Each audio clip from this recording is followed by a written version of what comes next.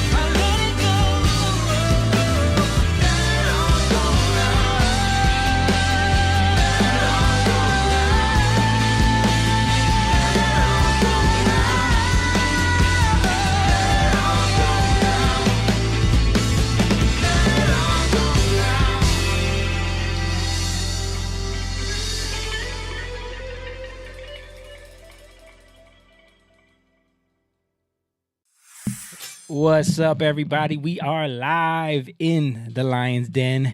Tuesday night, the podcast is on. And, you know, it's a lot going on, man. We got people getting arrested, the mugshot going crazy viral. We got the Hawaii stuff happening. We got Biden falling asleep while he goes to visit there. We got, you know, a bunch of other stuff to talk about. So we're going to get into it. Thank you guys for tuning in. You're watching Young Lion TV.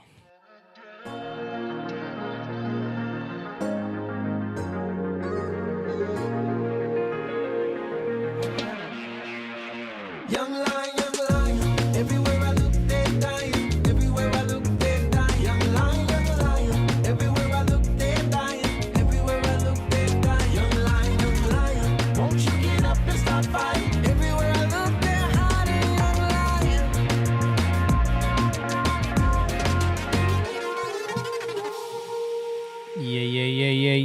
Yeah.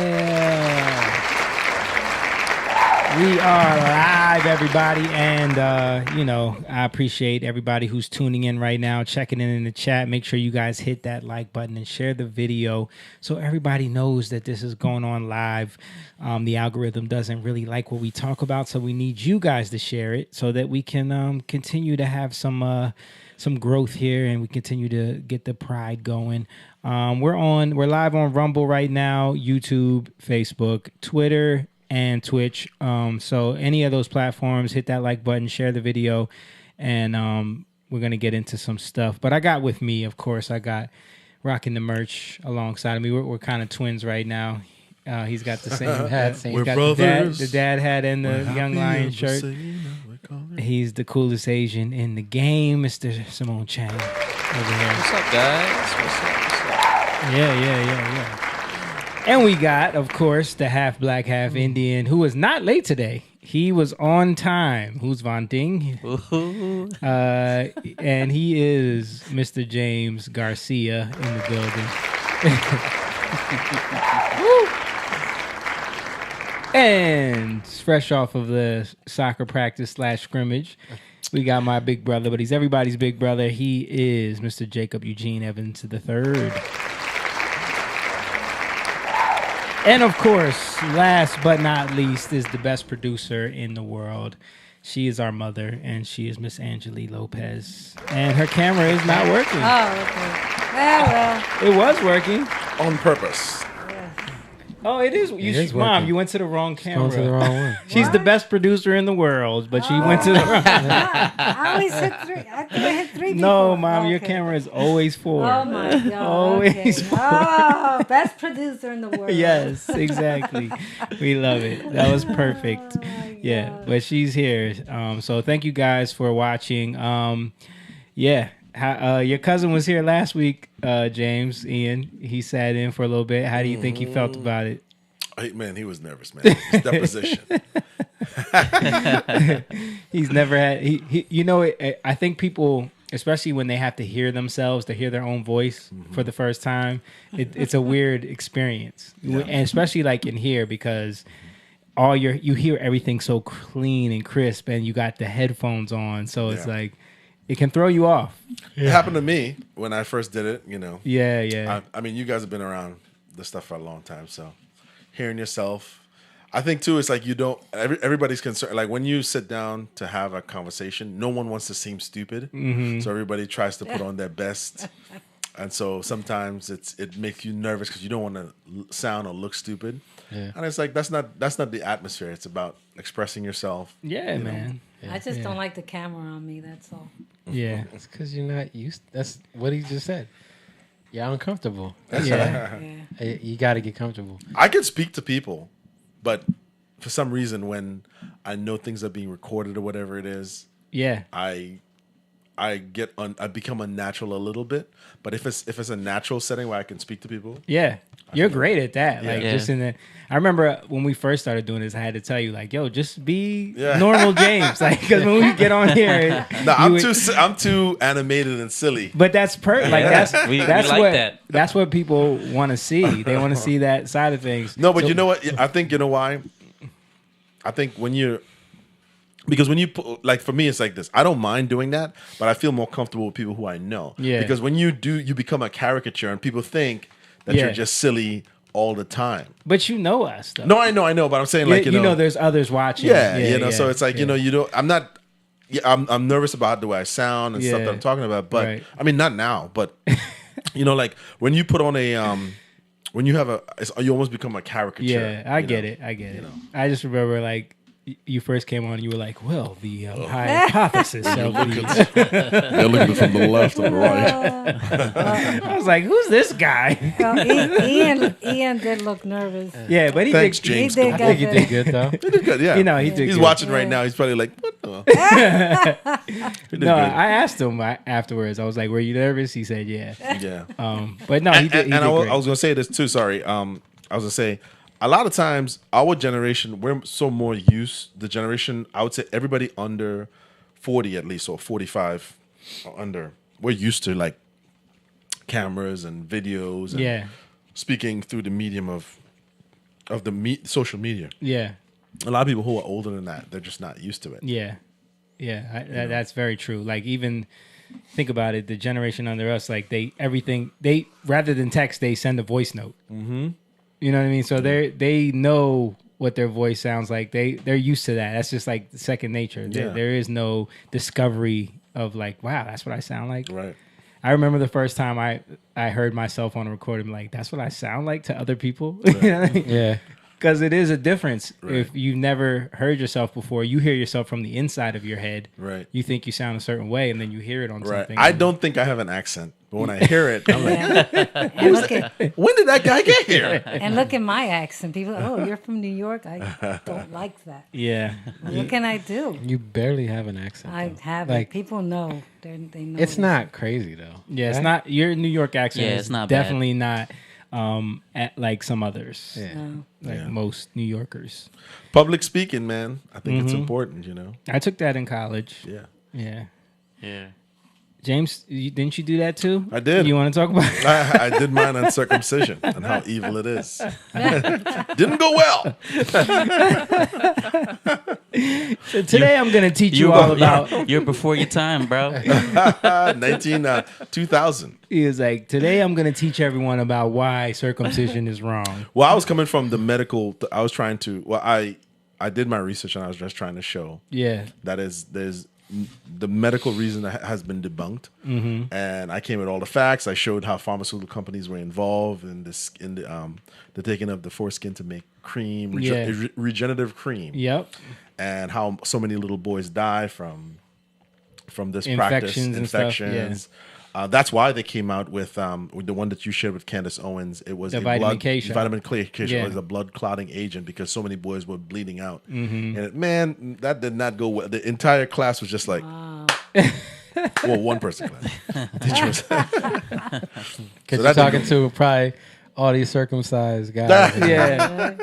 they're like, look here, dirty man. Right. And all the girls are just thinking, wow, so he's not circumcised.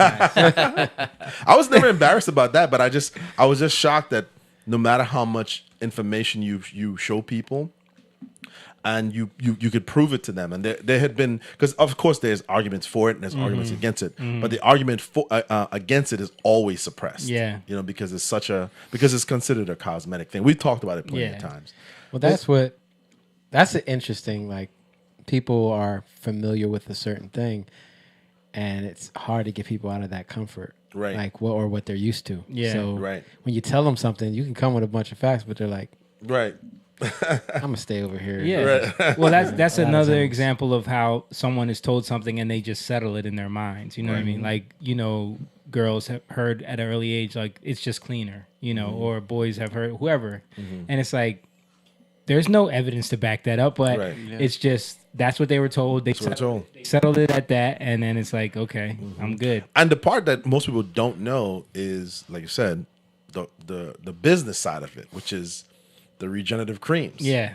They have no It's idea. a huge I'm sure I'm saying that business. to people like regenerative creams. Look it up. Hey, we showed the clip. We have a nice little viral clip of Sandra Bullock talking about how she and they joke gets- around it. They joke Yeah, around it. her and I mean, Ellen I had DeGeneres. no such evidence in 2000. Yeah, It was just me up there. and I think that's probably another reason too. That was before the internet, before people had access to information. Right, you right. you probably sounded like so left field to people, and you're talking about young college students, Right. Who don't. This is too heavy for them, bro. And I was reading from like doctor's script. So Yeah. it was very jargon orientated. It was very like, Yeah. some Yeah. of these words I can barely pronounce. Right. But it didn't have, like, now you can reach so much more people with a video, especially if it's whittled down just to the fact. You can show things, so. Yeah, man. Yeah, so that was my public speaking. And actually, even though no one particularly cared about it,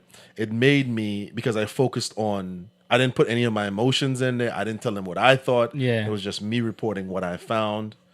You didn't tell them that you were uncircumcised. I mean, they pretty much figured it They out. gathered that. I never was embarrassed by that because, like I said, I was a healthy baby boy. I never had any issues or Yeah. nothing like that. And my mother reassured me that you were fine. Like, Yeah. it's the same hygienic method she taught my sister. I'm sure she did the same for me. So there was never any of that. I just realized that this society is very driven by physicality Yeah. and cosmetics and Yep. what aesthetics. So, And I think this society is under the misconception that that's just what everyone does. They Right. don't realize that most of the world doesn't Yeah. do that. You know what I mean? right.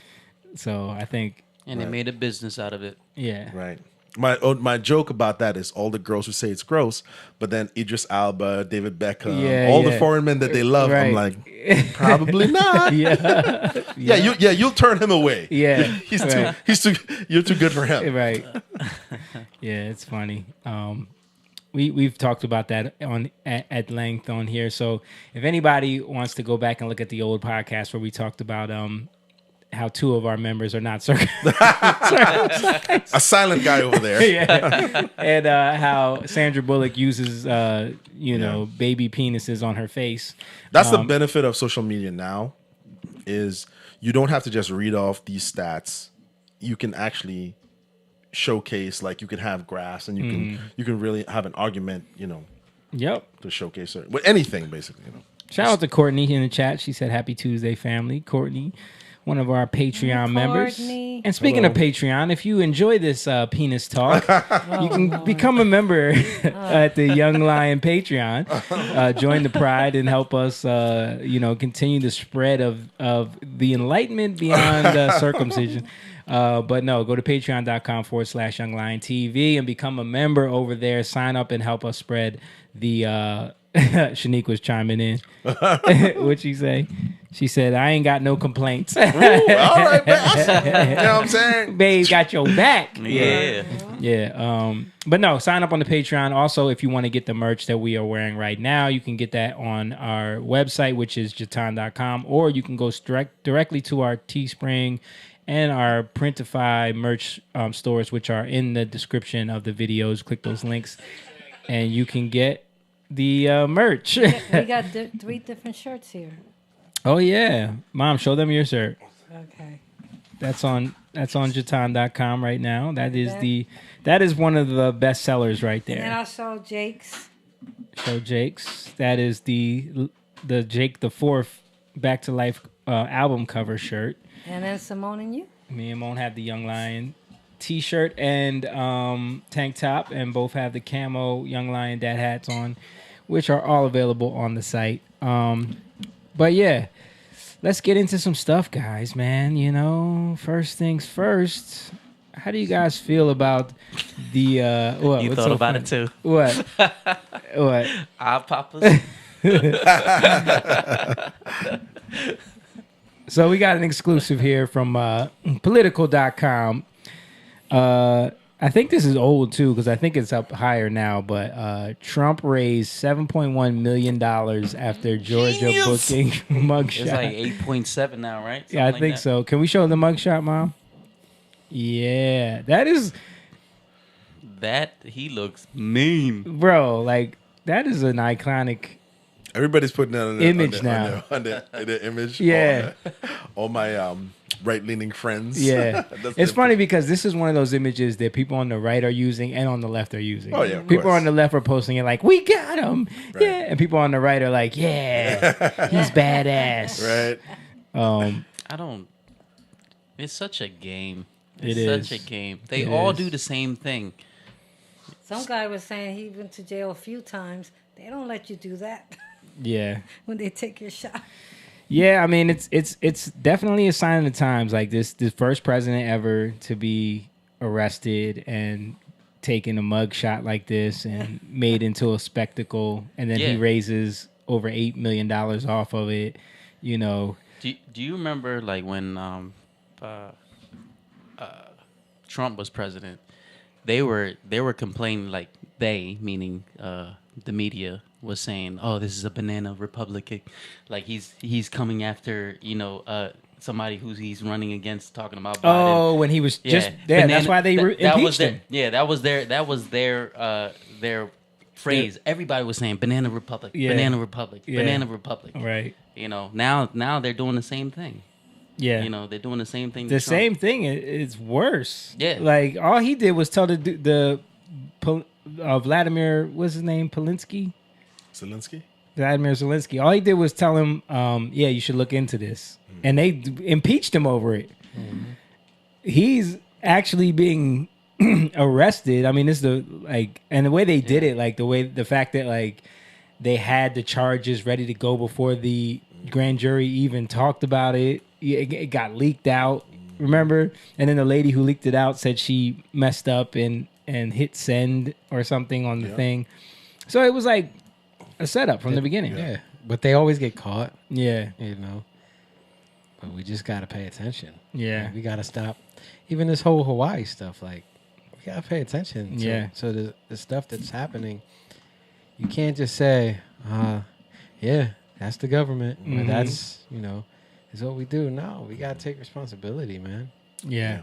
But it is happening. Yep. It is because social media has done what the media refuses to do, which is focus on like you said, like the fact, because people are putting out their own. Yeah. There's almost like these little mini news anchors Yeah. everywhere. Yeah. It's like everybody's like a little mini news anchor. So Yeah. I mean, the reels, whether good, bad, or indifferent, I tune in. Yeah. Because I want to see people. I really just want to see people's take on it. You know what I mean? Well, that's how you get Crystal and Sagar. They leave the Hill, and then they get a bigger platform with breaking points that they set up themselves. You got Tim Pool. Yeah. He's got, I think Tim Pool is the biggest live streamer on YouTube. Like Yeah. his live stream garners more concurrent watchers than any other. Right, and it's not just that, but it's like the way they break it down analytically, but they show what's happening and why things are being done. Because the news, I mean, we know mainstream media, they have a twist to it. Yeah. But what I like about these, well, I wouldn't call them subsidiaries, but these offshoots, I like how they give the whole context of the story. Yeah. Because certain things, I mean, the way how it's done is like they'll just show one part because they know that will enrage people. That one thing. Yeah. You know what I mean? But when you put it in context. Or it'll get them views and clicks from That's their really what base. it is. Yeah. But real quick before we move on, Patrick Bet David did a polling on this, and the average news watcher on the mainstream, I think, is like 75 and older, and they're just basically repeating what they don't have any facts on. Yeah, you know what I mean? Yep, we see it all the time. They're just regurgitating whatever they see. 75 and older. I think it was like 70 and old. It's like in that range, the average, but on both, That's on old. both, on both sides. Yeah, Fox News and all MSNBC. It's all older people. conservative yeah. and liberal leaning. Yeah. Both of The older. majority. I mean, there is, of course, like a spill into the 40-year-olds, the 50-year-olds, but for the majority, their viewership is very old. Yeah. But yeah, I think it's also backfiring as well. I don't know if you guys saw this, but let's bring this up from the Gateway Pundit. It says, the hood is waking up. Blacks cheer Trump after arrest. Trump support from black community climbs 20% in the latest poll. Right. Yeah. And that right there, you'll never see that on mainstream. Yeah. Especially the footage. Yeah, Never. right. And I have some clips from that too. But it's saying that like them seeing the way the basically the authorities are doing Trump, people are saying like, yeah, this is what we're used to. Yeah. You know what I mean? He's like us now, you know? Right. I was Wow. telling Jamie there's a new song out. You can stick your vaccine mandate up your. There's a song. Everybody's Everybody's writing singing it. Yeah. They writing a song. Yep. You're Yeah, supposed, you're that supposed to peop- send it to me, Mom. People are waking up, I- you know, hold on, I with think these I have it right bogus here. charges. You can Yep. Yep. I saw a video. I was sorry to cut you Go off. ahead, go Jay. Who's the socialist dude, the comedian? Socialist comedian? Yeah, Jimmy Dore? Jimmy Dore. I was watching Jimmy Dore, and he was just showing the hypocrisy of this whole like indictment. Yeah. Stacey Abrams pretty much did the same thing. Oh, yeah. They all do the same thing, denying elections and saying this is rigged and this is Dude, rigged. what about what Hillary was caught doing? Like, Yeah. and then the head of the FBI comes out and does a press conference, like saying, "But we're not going to prosecute her. No one would ever prosecute something like Yeah. this." You know, she was caught doing criminal acts. That's what Larry Elder was talking about. Yeah, exactly. But did you guys see this? So when the press showed up to the Fulton County Jail expecting to see all the Trump supporters, they didn't expect this. This was the Blacks for Trump out there. That's the reporting company, DW. Oh, this Daily Wire. Oh, Daily Wire. Yeah, yeah. But they, of course, they're gonna post it, you know. Right. But I just wanted to show. Look at my man's hair. I know, my man's Hey, hair. Half that the press boy. in jail. If you on the other side, you going to jail with these punks. Because that's what Abraham Lincoln did. He put over half of the press in jail, along with half the Congress and a third of the Senate. And he did that because they did mail-in voter fraud, and he did an investigation called the Insurrection Act. Abraham Lincoln did it a half a year after he became president. Trump did it in 2018 when he did the Insurrection Act. So if you're against Trump, be afraid, because I'm going to remember you, and I'm going to point, that's one of them right there. Put that punk in jail. That's what I'm gonna say. Yeah, they weren't expecting that. And these aren't the typical Uncle Tom blacks that they could just shrug off. These are hood dudes. See, but The without dueling sweaters. yeah. Tom and Tom. not them. I sent you the one guy was singing it to the police. Okay. I sent it to you. Okay. Yeah, what was you gonna say, James? I was just gonna say, this is for the people who are watching. This is why, that the media, not just this particular, but in general, that the media has a biasness, because they'll be there, but they'll skip right past them. Yep. You never see this. Right. There's the only way we know about this is because we subscribe to these channels and support them, because we see there's another. Because if you didn't see this, you would just think it was just a bunch of rednecks out there. You would never know this. In MAGA hats. Yep.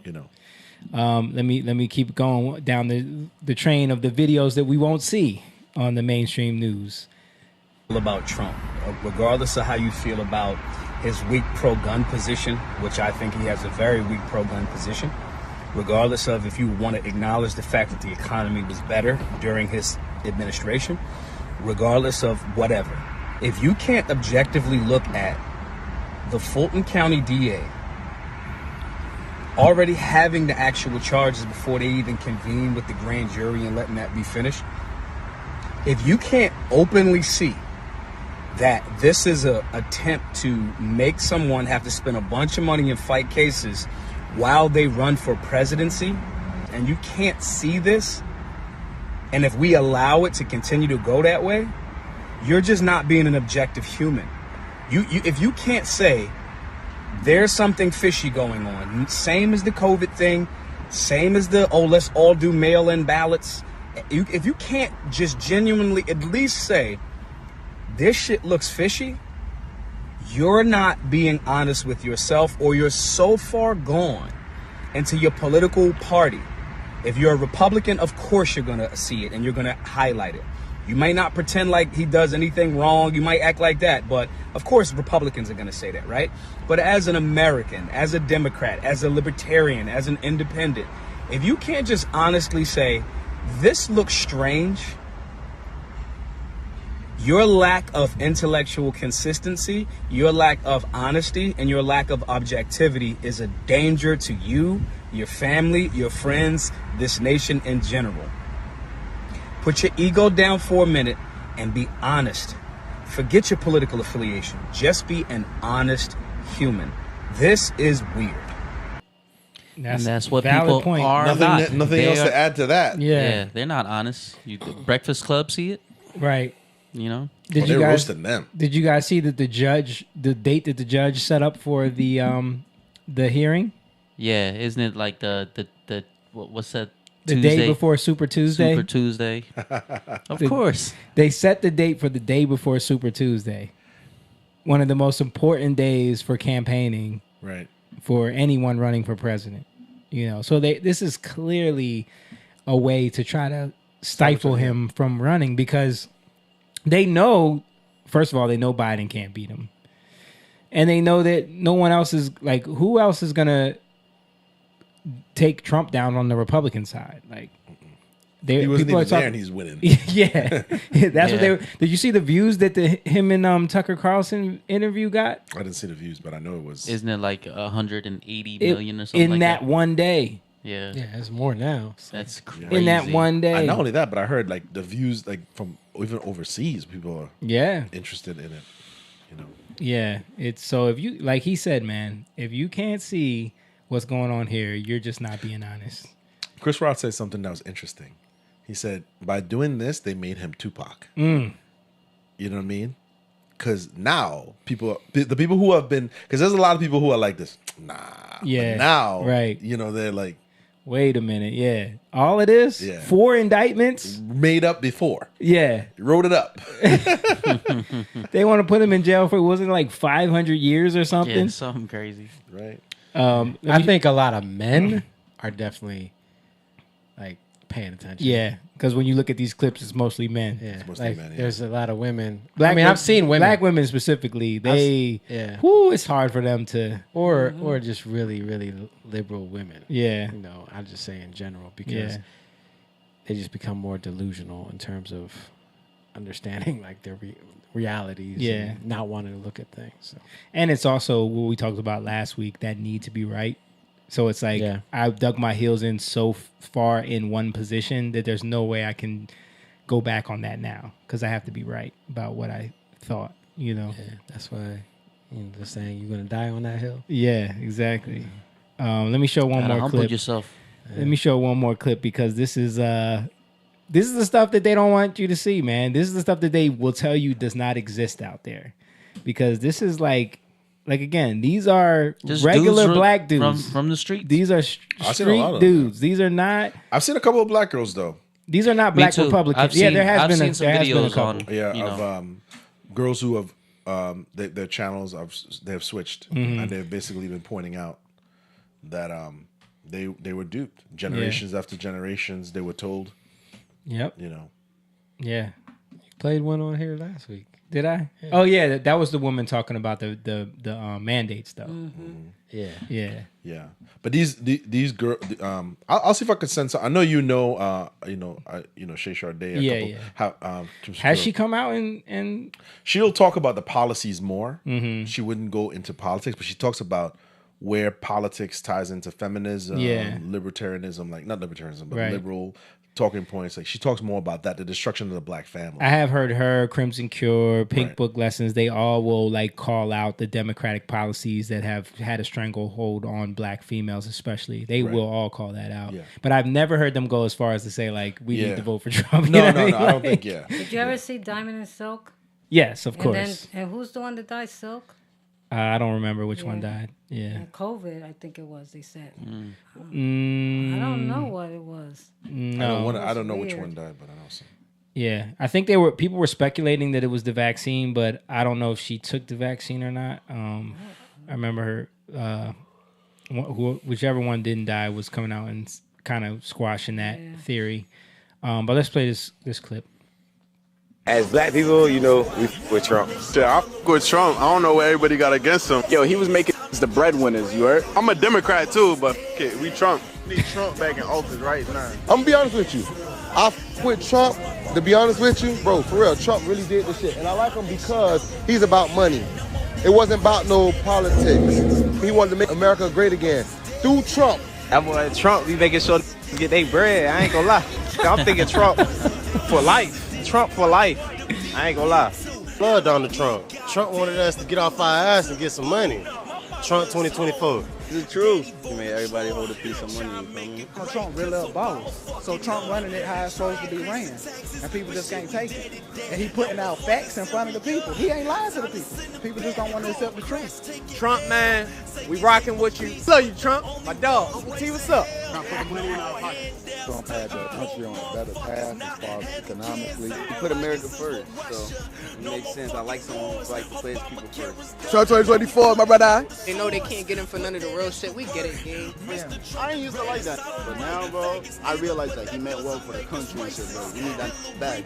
Free Trump. Trump 2024. They tricked y'all dumbass So to get racist. Trump out the chair, and now kind of shit I'm backfired on y'all dumbass. Trump got my back. Trump for life. I gotta play that y'all dude again. dumbass to get Trump 2024. They tricked y'all dumbass to get Trump out the chair, and now look how that shit I'm backfired on y'all dumbass. Trump got my back. Trump for life. Donald Trump. He showed us love, and he didn't stop. 2024 Trump. Trump 2024. And we from Baltimore. I ain't gonna lie. Trump, my mother. Dog. He's probably the best team for America right now, no cap. Really. No cap. My man Trump, he's gangsta. I like him. I love him. Make America great again. Let's go. Trump 2024, Trump 2028, Trump 2032. Man, listen, Trump for life. Yeah, bro.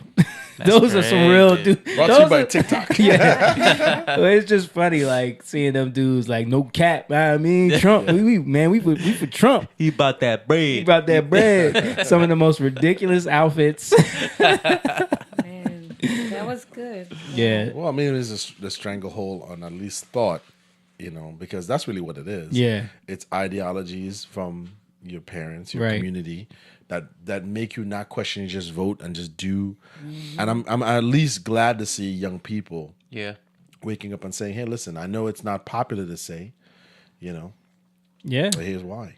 And it's fear mongering as well, because, you know, for the older generation, I think the stranglehold of just calling someone a racist has more of an effect on the older generation, because a lot of them did come up through civil rights. They did come up through a lot of racism.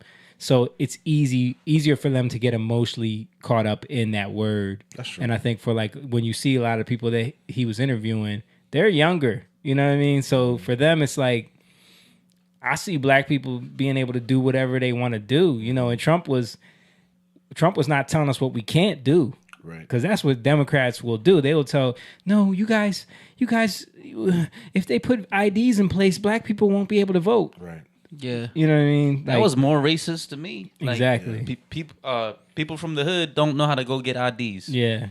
And then they go, I seen that video. Did we play that? I think we played that on here. When they went to Brooklyn. Oh, yeah. Asking people if they had asking IDs. people they had That actually ID. started with Jon Stewart on The Daily Show, that going on the street to interview people. Yeah. It's satirical, trying to make fun of them. Right. Yeah. And I mean, it worked beautiful under the George Bush Jr. That's where they started it. Yeah. They would really, you know. And that whole concept, because what they did was they would talk about, it was that thing where they talked about John Kerry. What was it? Who ran against Bush?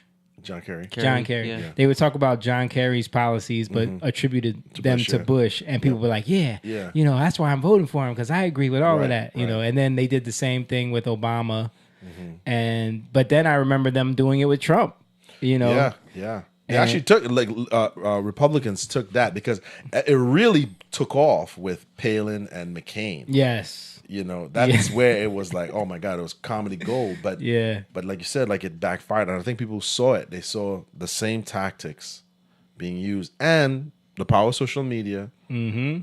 You know, a lot of these boys and well, not boys, young men, probably flipping through that stuff and I see a lot more politically driven stuff now. I think people are just over with like the basic, like sports and girls and stuff like that. I think a lot of these young guys see things and it stays with them. Yeah. I think go ahead, Jake. I was going to say, I think truths, I said this at church from our song Back to Life. Truth means nothing until someone believes enough to make it plain. You have to step up, but the problem is when you step up, you're going to get a lot of backlash. That's what happened with Trump. Yep. We said that from the door, right? We spoke about this from the beginning. Yeah. And that was the issue.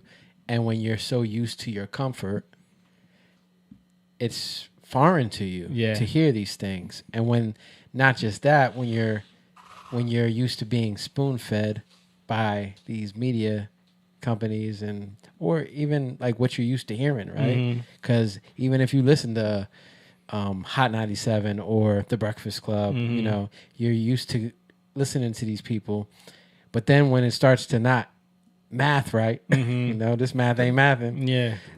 When it starts to not make sense, you're like, question like, wait, have I been just listening to these dudes like just blindly or, you know, just in a place where I was just comfortable and I wasn't even thinking, you know? So I think that's what's happening. Like truth has to be stood for, but then when you stand for truths that are even eternal, they reverberate, and that's when God backs it up. Justice happens with truth. I can't tell you so many times in the Bible where it talks about like the prophets would talk to Israel and they'd be like, you know, truth is lacking in the public square. There's no truth. Yeah. There's no truth. Therefore, there's no justice. You know what I'm saying? And everybody wants justice, but the problem is you see there's a problem, but the problem is you don't know where to point the finger. You don't know. You're in such confusion that you don't know what's up and what's down. So you're trying to point the finger over here. So it's easy for people to be like, no, it's Trump. See, he's causing the problems. Right. But he's actually the one like bringing truth in, right? Setting things. He's trying to bring some order. Yeah. But you don't want that. I sent you guys a clip of Trump talking about everything that was happening with China. Remember how the media was bashing him for those tariffs he put on China? Yep. And this was from 4 years ago, I think. And he was talking to the press right outside on the lawn, I think, right before he got on the helicopter or something. And he was talking to them about what China was doing and why he was doing what he was doing. And everything he said was the truth. Like, we know it as fact right now. But back then, they were telling us that he was crazy. Right. He's going to start a war, you know. Yeah. Like, the workers are gonna suffer here. Our economy's gonna suffer because of the tariffs he put. Remember they were saying all that stuff. But it's all fear. Yeah, like it's all fear. When you speak the truth in faith, it actually deals with. It deals with fear. You gotta face the things that you're afraid of. If you're a kid and your parents lie to you, and they never tell you the truth about things, you're going to have some really scared kids when they face the truth. Yep. You know, like the snowflake kids, you know, or parents. Yeah, snowplow parents. Snowplow. Yeah. Snowplow parents make snowflake kids. Yeah. Right? Yeah. Well, you're prophetically speaking into them if you're a snowplow, right? Right. Like, only snowflakes need to get plowed. Right, exactly. The other thing I was going to say, too, is one thing he did, well, by watching him, was he exposed the political, the money grab that's happening when he talked about what politicians are making. Yeah, because for us, the public, we see when they roll up their sleeves, it's a charade, it's a show. Yeah, and he specifically talked about where money's going, how donors work, how they're rich, they're making money, who they're tied in with. And that was sort of the first time that we saw a front-running candidate sort of expose the system. Yeah. Ross Perot talked about it from the business standpoint, but he was exposing that, these people that are trying to pretend like they're like you, they're really multimillionaires in business. Yeah. People. That's really what they are. Like, how do you explain someone like a Nancy Pelosi makes 100, 150, 100, let's say she makes $200,000 a year, business portfolio worth millions. How do we and we as the public, we see these people as sort of like working for us, right? Whether you're for Republican or Democrat, because the Republicans are doing it too, but we never see them as millionaires, right? You know, that's what he exposed, because he's a businessman first. Well, even think about like, you can't get off the things we got off 15 years ago, where you had celebrities at peak selling stuff. That don't fly anymore. Yeah, it doesn't work. Yeah, that's definitely backfired. Right? But the thing is, people got familiar, and then they have that emotional attachment, right? Because they're used to seeing them. That's the issue. We get caught up in this emotional game, and then you can get distracted because now they're gonna say something and tell you, "Oh, they're lying over here," and you're gonna accept it because you're emotionally attached, and that's always the distraction from the truth. Yeah. Right. But who are they? Who's telling them to say this stuff? And that happened, right? With the whole. So many things. I can't remember the last one. They were singing. They sang a song. Like, remember, it was all these celebrities. Oh yeah. Imagine. Yeah. Was that. When was that? During COVID or something? I don't know if it was like for some. Or the Beatles song. Yeah. But John Lennon. What was it for? John Lennon, yeah. John Lennon. Something they were trying to put a spell on us with, and it backfired. Everybody was. I know the crying. one you talked about with the celebrities and the black square thing. Yes, that was another one. The black squares. But it's easy. Like, I was thinking about this today. I don't want to. I was thinking like, dang, I realize I can be impartial. Yeah. Or I can be partial. Easy if I allow myself to be, right? I can't, because when somebody tells you a story, I was just thinking about it like this. Like, people tell you stories, tell you what they're going through, and then you feel bad because you're having a conversation with them. You start to know who they are, and then they're telling you like a story of stuff that's happened to them. They're in a bad position. They don't know what to do. And then a lot of people, like, they feel for that, right? But they won't tell them the truth. Yeah. You know, like, you won't. It's a lot of times it's like, man, yeah, that sucks. Yeah. But you won't go there. You won't step further because it's not socially accepted. Yeah. A lot of times. Yep. And then even that causes you to like start to just be on their side. Like, you're not even thinking impartially where, well, you should have did this. Maybe you could. Did you think about that? You wouldn't be in this position if you did. Like, a lot of times it's hard to do that, man. You don't hurt feelings. And that's where women go a lot, Right. because they're more in their emotions. Well, women, that's where women and men bump heads a lot too, because men do have a tendency to kind of be like, well, how do we fix this thing? And so when a woman tells you about, you know, this whole story about her situation, and your response is, well, how do we fix it? She's like, well, can't you just listen to me? Can't you just be on my side? Like, and you're telling her like, well, maybe, because she's telling you about somebody, one of her coworkers is getting on her nerves, and you're like, well, just stop talking to her then. Like, like, why, maybe you need to be in a different. Why you always got to try to, you know, like they don't want you to. I don't want it fixed. Yeah, they don't want to fix it. Just they want you to listen to me and understand. Exactly. And complain, and you just make me feel better. But what I'm saying is that, does the government do that stuff? Oh, yeah, Do they use? They use that for 100%. Right. Where we now get thrown off, and we're like, yeah, they shouldn't have did that. Yeah. Like, look at January 6th. Right. They turned it into something crazy. Oh my gosh. Where you're like, it's an insurrection, and people love. As soon as they started saying insurrection, I was like, here we go. Yeah. That's the word. They're going to use spell. this. Yep. I was like, we're going to hear that word for the next 10 years. And, you know, Sure we're enough. 4 years into it now. But when you can look at a situation and be impartial about it, it's different. When you have just scales, and it does take you checking yourself. You got to check yourself, because sometimes, like, if you like somebody, you might overlook something, or if you want them to like you. Yeah. You know. Well, yeah, no, I that's a good point too, because politically you could fall into that trap because you want to beat them too. So a candidate might come along. We talked about Vivek, we talked about DeSantis or whatever it is, that they may be saying the right thing. Yeah. But we got to pay attention to their backgrounds. Yep. The things that they've tied into, because in your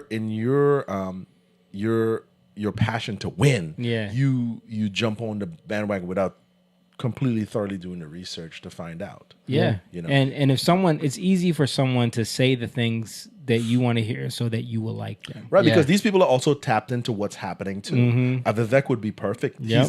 He's 37. So he's tapped in, he's tuned into. Did you see how everyone was showing how he like basically stole Obama's I did see opening that. speech? Did you Yeah. guys see that? I Yeah. saw that. Yeah. That was Skinny guy with the weird last name. Yeah, skinny guy, skinny brown guy with the weird Right. last name. And the trap is if you're so passionate about your team, you ain't gonna see that. You're gonna see it.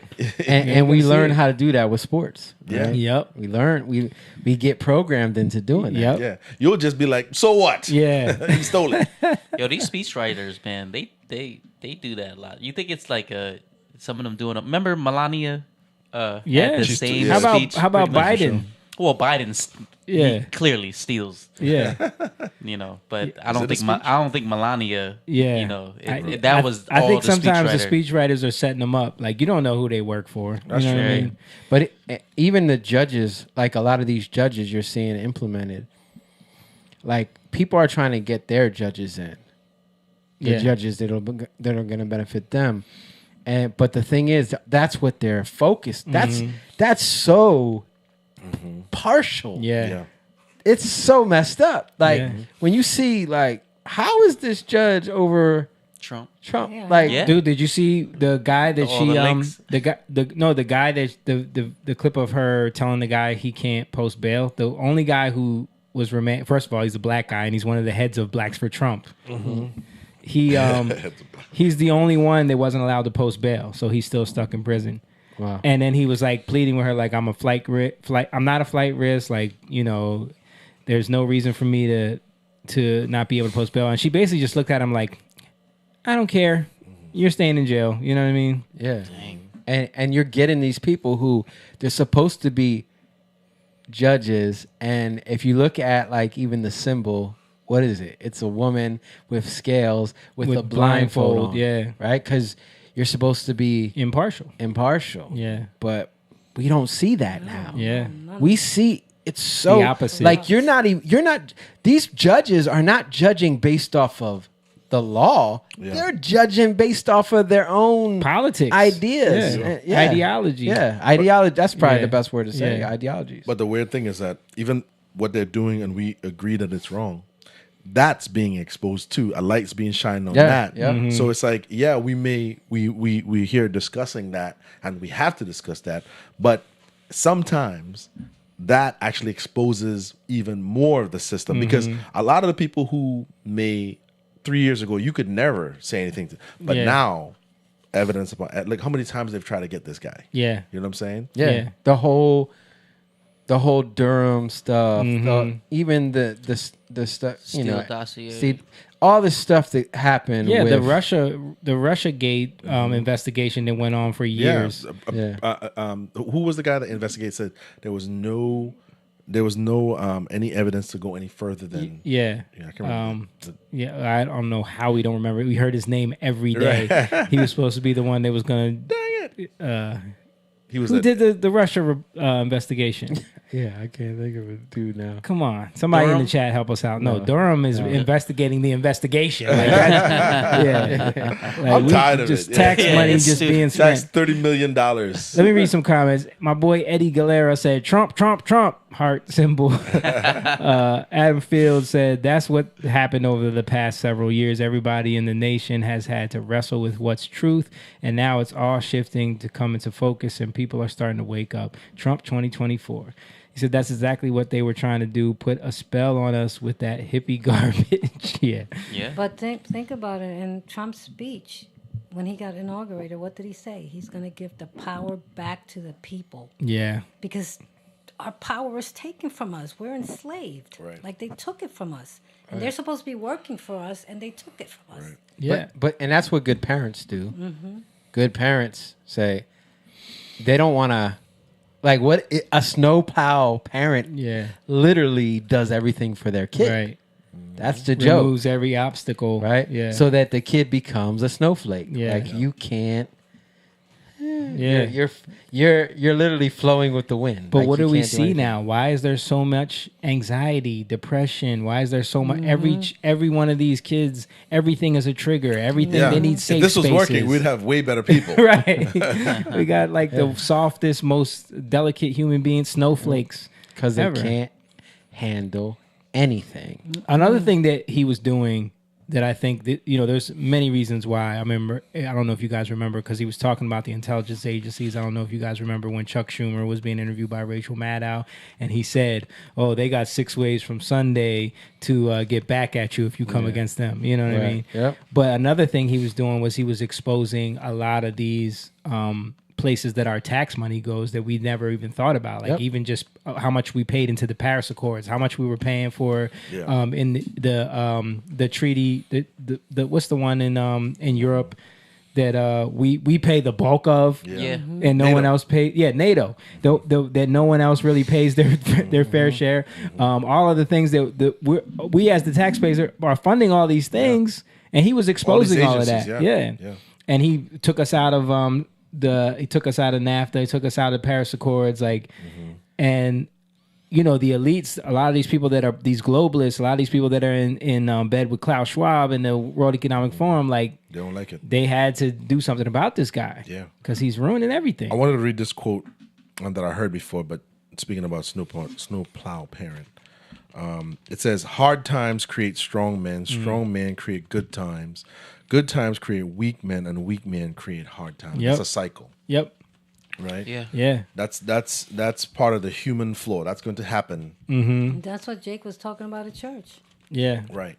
And that's what we're witnessing right now. Yep. We had good times create weak men. We have weak men right now. And then these weak men are going to create hard times, which is going to, because who comes out of those hard times? Those strong men come out of those hard times successful, and they create the good times again. So it is. I think they call that the fourth turning where we're at right now. We see it. Yep. We see it, and maybe part of it too is because someone like him, not a career politician. It's the veil of the witchcraft. You guys use this word a lot. The witchcraft of politics, whether good, bad, or indifferent, is being exposed. Because that's what it is. It's just like certain people are trapped by sports in their team. Yeah. We're trapped by politics in their team. We're trapped by celebrities and their ideologies. We're not, none of us is slowing down to even think. We're actually just repeating and regurgitating things that we've heard. Yeah. That's it. Yep. And isn't that what kids do? Yep. And they hear stuff from their parents. Yeah. Or they should go out and try to tell it to other people like they know what they're talking about. Yeah. Isn't that what, like, how many kids, my dad said you're black and you, Yeah. Like, yeah. We don't mess with black people. Yeah. Like how many times do you hear like kids reverberate what their parents say? Yep. So we have to be responsible with what we're saying, and we have to be I'm trying to think of the right word. We have to be good stewards of our homes. Yeah. And of what our government is. Like our government is not supposed to be here to lord over us. Mm-hmm. And I think we've been lulled into this. That's a good word. Spell lord over us. That's pretty much what it is. Yeah. But the idea is it's for your protection. Exactly. But safety. That's a spell. Yeah. You know what I mean? Well, it's not like you have to. Everything is a choice. Mm-hmm. Like that's why you can't be so mad. You know what I mean? Like we're not sitting here and like blaming the government. We're just we're trying to show that it's time for us to take the responsibility. We have to be back. responsible, and we got to pay attention.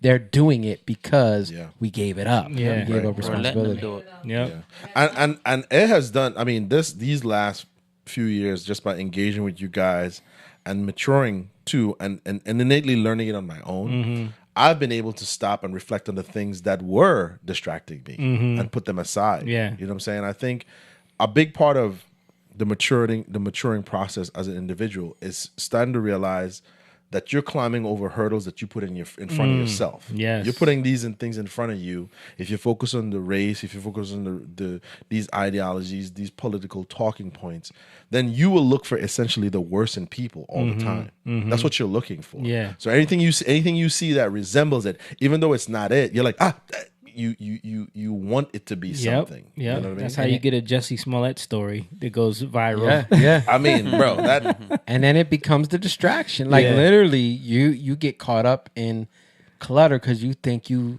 know how to keep yourself safe, and you don't. Yeah, right.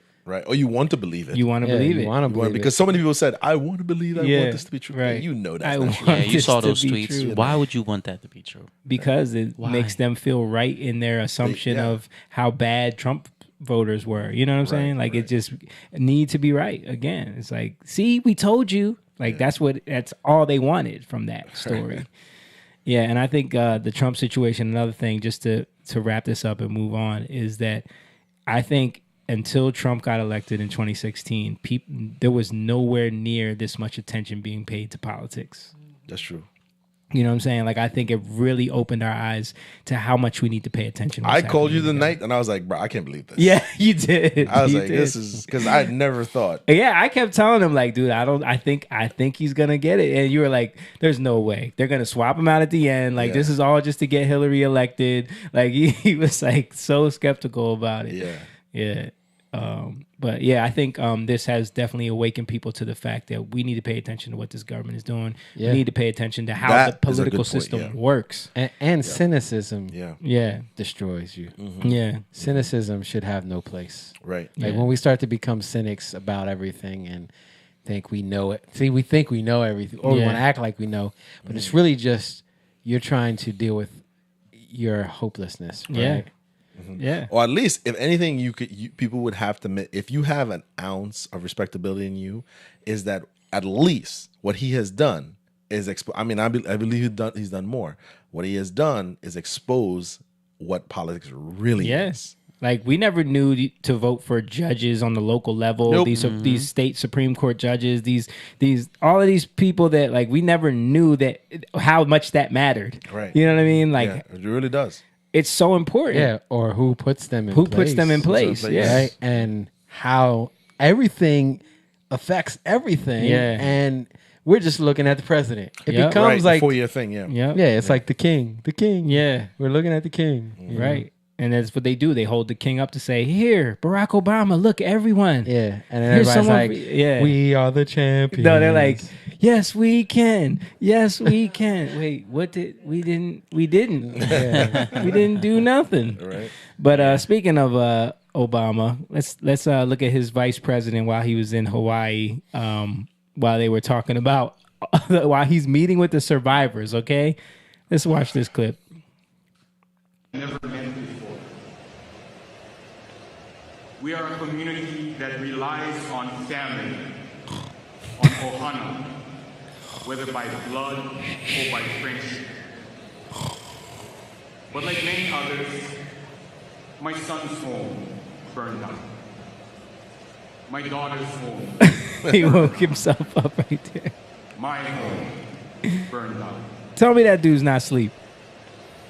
We are a community that relies Like the way on he's family, breathing right there. on Jamie, ohana. this guy has not He's had old. vacation. He's been going and going and going. You know what joking, right? You know what he reminds me of? He reminds me of when I was in middle school. I would Yeah. come home. My dad had worked a long, hard day. Yeah. He had the news on. Something boring to him, right? Right. But he had it on, and he's like this. And then I go and take the remote control. He wakes up. He's like, I was watching that. I'm that. I was there for one of those. Yeah. I was like, Dad, you're sleeping. Don't I'm resting my eyes. Resting my eyes. The only difference is this guy didn't have no long hard days work. Yeah, That's the only he's difference. on vacay. But of course, the media covers for him. He was tweeting. No, What did they said what did said say? he was having a solemn moment. Oh, he was praying. He was praying for that. Come on, bro. And we just supposed to just eat that up, man. Like They didn't eat it up. no, they were the mad. Hawaiian people. They were pissed. They were pissed. Yeah. Yeah. Sorry, Mom. I turned your mic on because your plate was loud. What'd you say? No, I said especially giving them $700. Yeah. And giving Ukraine what, billions? Billions? Talk about hundreds of billions. Wow. Yeah. Yeah. Yeah, but they didn't do nothing for actual American citizens that are in dire straits right now. That's That's straight up disrespect, man. People lost their lives. They lost their Yeah. homes. Yeah. The speech that he gave, we played it last week, right? Yeah. Him Him it going was on like- that rant about his Corvette. vacation Yes. house and his 65 Corvette. Yeah. I heard something that like 3,000 people had died, like over 3,000 people. Yeah. But they're trying to They're cover trying it to up. cover it up. Yeah. I heard something about them. I think one of y'all sent it, maybe Stan, where they were caught digging mass graves. Yeah. Yeah. Yeah, I mean, this is just speculation. But Right, of course. Allegedly. Remember James we kept telling us to say allegedly. Yeah, but Biden definitely falling asleep over there. Thank you. But Somebody I want to play said this clip because you sent this, Jake, and this goes right along the lines with what we're talking about. This is Dana White talking about the government. Freedom is only one generation away from extinction. All these people that complain about these billionaires and all these guys, who do you think's keeping this country afloat? How do you think this works, you dummies? Right? Where do you think this government money comes from? Where, one of the things, all you young people that are watching this right now, you don't want anything from the government. The only thing you want from the government is for them to stay out of your business. That's it. As less government as absolutely possible. If you think the government is ever going to take care of you and make all your hopes and dreams come true, you are out of your mind. It's not how it works. It's not how it works. I think Ronald Reagan has that quote where he said, does. like, the scariest 9 words are, "I'm from the government and I'm here to help." Yeah. Yeah, Dana White has been, he's been very vocal about that, Yeah. And he talked about him and Vince McMahon are the only ones, during that whole thing that they held events. Yeah. Him being one. Yeah. Yeah. And he said that Florida was one of the only places that let him throw events. Yeah. Because a lot of these places wouldn't even let them do it. Remember how weird it was, like watching a UFC fight? With and no it was, like, audience. no audience, Yeah. and you hear everything. I know. It was weird. Yeah, man. That's how it was for soccer too. Yeah. Everything was weird. They had some games, some football games that had no. No, again, fans. that's Spell was what broken. what one of the things that broke the spell for me, because it's like the cheering audience is one of the things that pulls you in. You're watching how excited everyone is, and you're like, You're excited too. Yeah, it's like the laugh track that we talked about a couple weeks ago. And so when you watch an empty stadium and people playing, and then It's like a even practice. and remember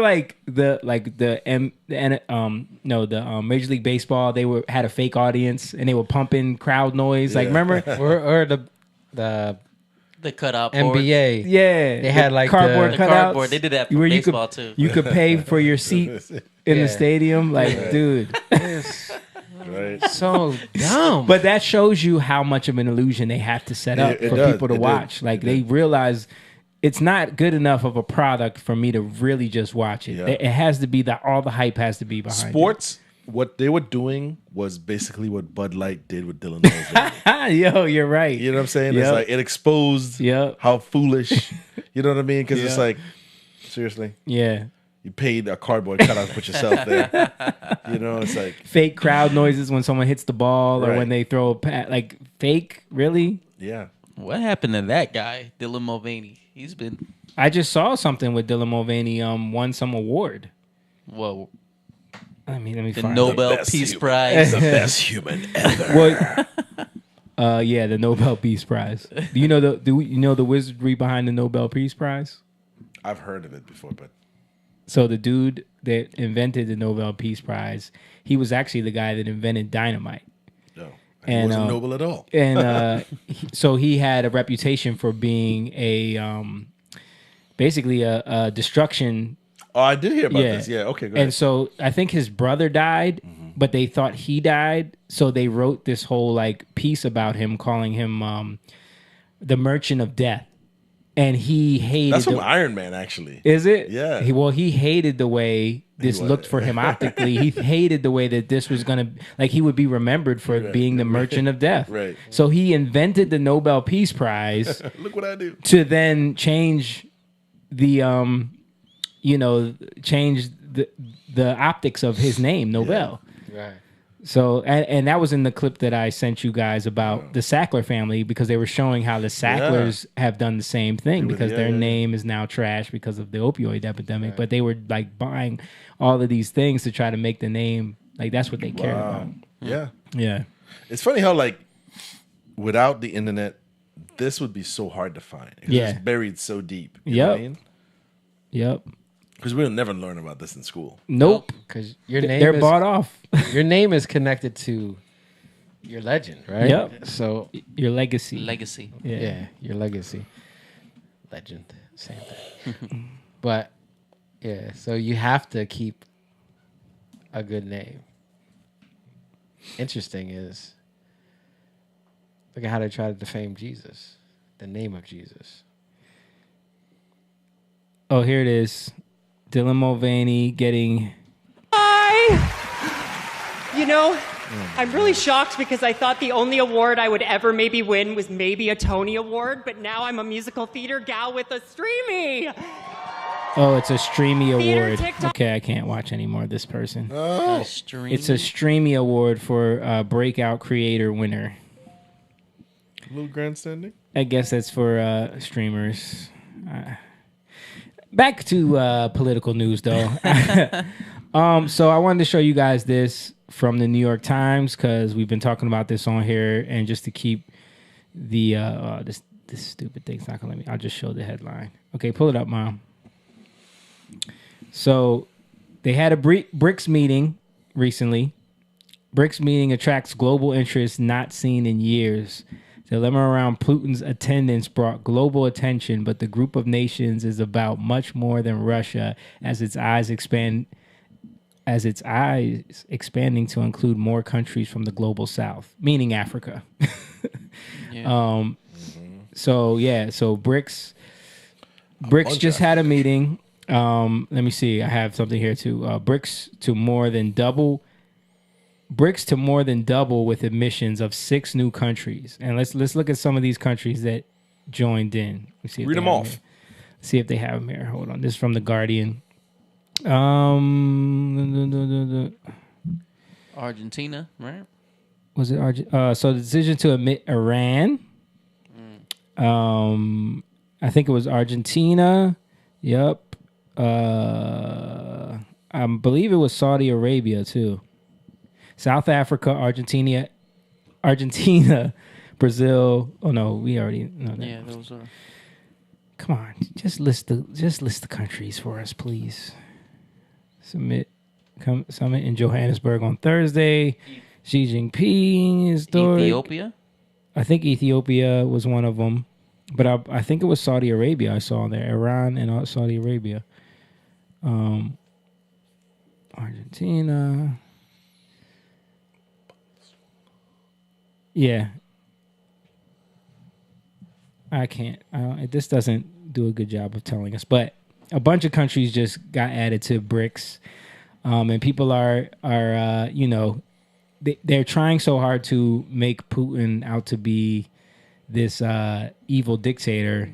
So then it's hard for them to create this narrative when all these other countries are joining up with them right now. You know, so they don't know what to do about BRICS because it's a lot of countries that they really can't bash. You know, so I mean, this is what we've done. Mhm. We've allowed this country. We just talked about having a bad name, right? Mm-hmm. Our country's got a bad name right now, Especially in out there Africa. in the world, Yeah. especially in Africa. Over there trying to, we'll give you money if you change your gender laws. Yeah, And try to strong arm. And Putin stood against that. Yeah. He also Yeah. stood against GMOs. He was also allowing, these are the things that they won't report. He's giving farmers money to grow naturally non-GMO. He actually made it a terroristic threat if you grow See, we don't GMO. hear that part. Yeah. Like you can get prosecuted for terroristic threat if you grow GMO produce. So it's Argentina, Egypt, Ethiopia, Iran, Saudi Arabia, and United Arab Emirates. Wow. Ooh, this is some big ones. Mm-hmm. Yep. Yeah. All you people taking them trips to Dubai, guess what?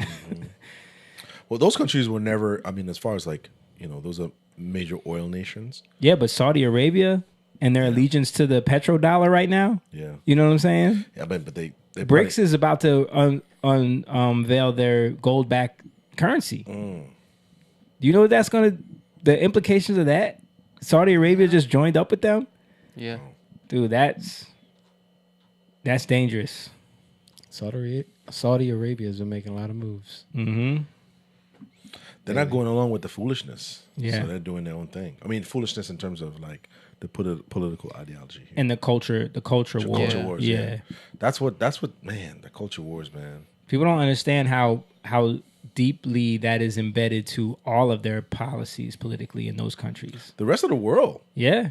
It's Italy just signed a thing saying they're not doing no transgender pageantry. They're not doing none of that nonsense. Yeah. They don't care about that kind of stuff. And we over here, as Americans, we're sitting back and letting this foolishness permeate, and the rest of the world is like, no, we're not doing that. Mm-hmm. And it's crazy because so many people don't get it. So many people think it's nothing. I remember when I put that clip up, that reel up of talking about all the countries that applied to be a part of BRICS. Mm-hmm. All these people in the comments like, oh, let them do it. They're poor. They're not going to have no money. Oh, that's nothing. It's like, y'all do not know what you're talking about. Yeah.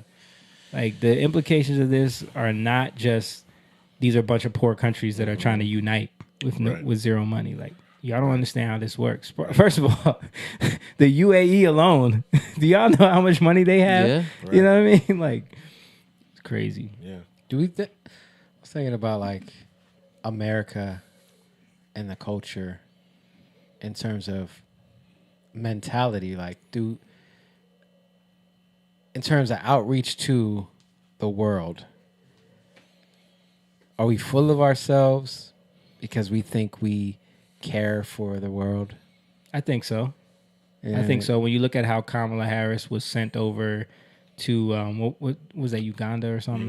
Kenya, I think to Kenya. To Kenya to try to preach to them about inclusivity for LGBTQ. They were like, we don't want that. They spoke up. They said it to her face. Yeah. Yeah. They didn't do it behind closed doors. They said, Which is what they have to do. Don't come over here trying to tell us. They sent the black woman. Yeah. Thinking that it's going to be something. Yeah.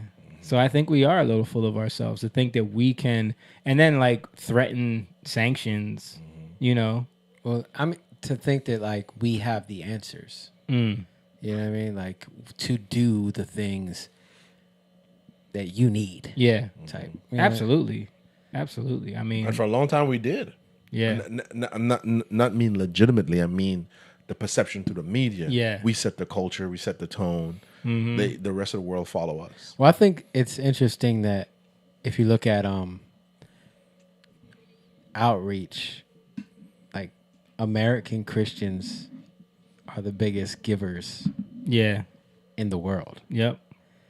So there is something to that, right? Mm-hmm. But then that also gets distorted. Right. Because it's obvious to see like giving is good, but it's how you give, right?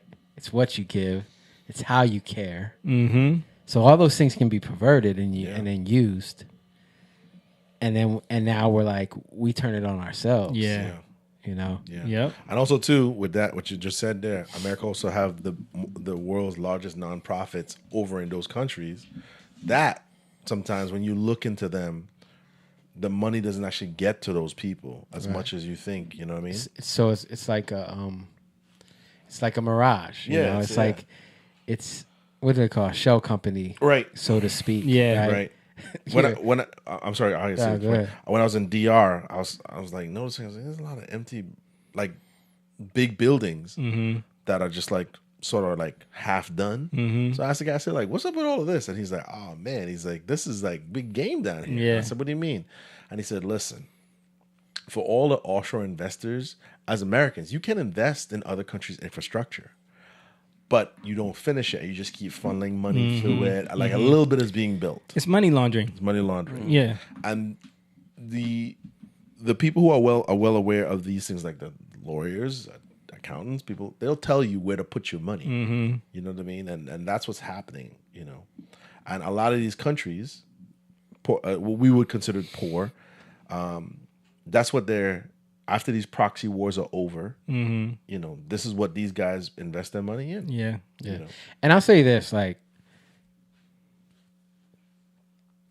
don't get me wrong, like China, Russia, they do this stuff. Oh, yeah. And they're doing it like the same, like or worse, Yeah. right? But their laws aren't the same. But I'm just what I'm saying is the projection Right. of America, right? And then it becomes so fake and empathetical that it's weak. It's virtue signaling in a lot of ways. Or what you said. There's no virtuous country and there's no virtuous man. But what America got involved with was the culture war. That's when it all changed, because now, like you said, like countries like China, Russia, who's like, what are the Chinese doing? They're shutting off TikTok at 10 o'clock. They restricted porn access. Yeah. Right? Now, they may not follow Judeo-Christian rules, but why are they doing this? Because they know it limits the boys. You know what I'm They're saying? looking at just The long term. statistically what those things do to a society. That's why, like, even homosexuality, like they don't play with none of that. Russia doesn't. Nope. Uganda outlawed it. You know, and you wonder why these countries are aligning like this. Yeah. Yeah, And we're that's not- why yeah. it's hard to tell, because it's like we don't really these things back up the word, the Bible. Yeah. It backs up the truth, right? It backs up the word of truth that you're seeing. Studies show. But it was already, you had just had to trust God the truth. told us. Yeah. You just had to trust it. Yeah. Let me just shout out to the chat real quick. Paul checked in. He said, "Yo, fellas," and he also gave us all the countries that were added to BRICS. I didn't see it till just now. Sorry, bro, but yeah, thanks. And then Emma checked in. All of our Young Lion Patreon members are checking in. Emma said, "Greetings, guys. What up, bro?" What up, Emma? On the road again. Yeah. Road again. And then Adriana Neophytus sent us a link to a video. It says, this moment is happening and it can't be stopped. Democrats have used us and divided us long enough. Time is up. # walk away. And I guess it's a clip of people. I don't know. Let's just see a little bit of it. Percent. Yes. And despite that, 38% of black children are living in poverty. Yes. 73% the of black walk away mothers are guy. single mothers. Yes. 40% of government assistance cases are black Americans. Yes. Do you think that the Democratic Party is serving black Americans well? No, I don't. No, I don't. You agree? And you have to remember that it was the Republican Party that started. In the beginning, black people was for the Republicans. She know her facts. I don't remember when it got turned around. But Lyndon Johnson. Yes. Under Johnson. Hey! Right. The New Deal. Yes, the New Deal. Yeah. Thank you. I know my history. Thank you. I don't remember. What is your name? Alberta Frederick. Black people voted Republican.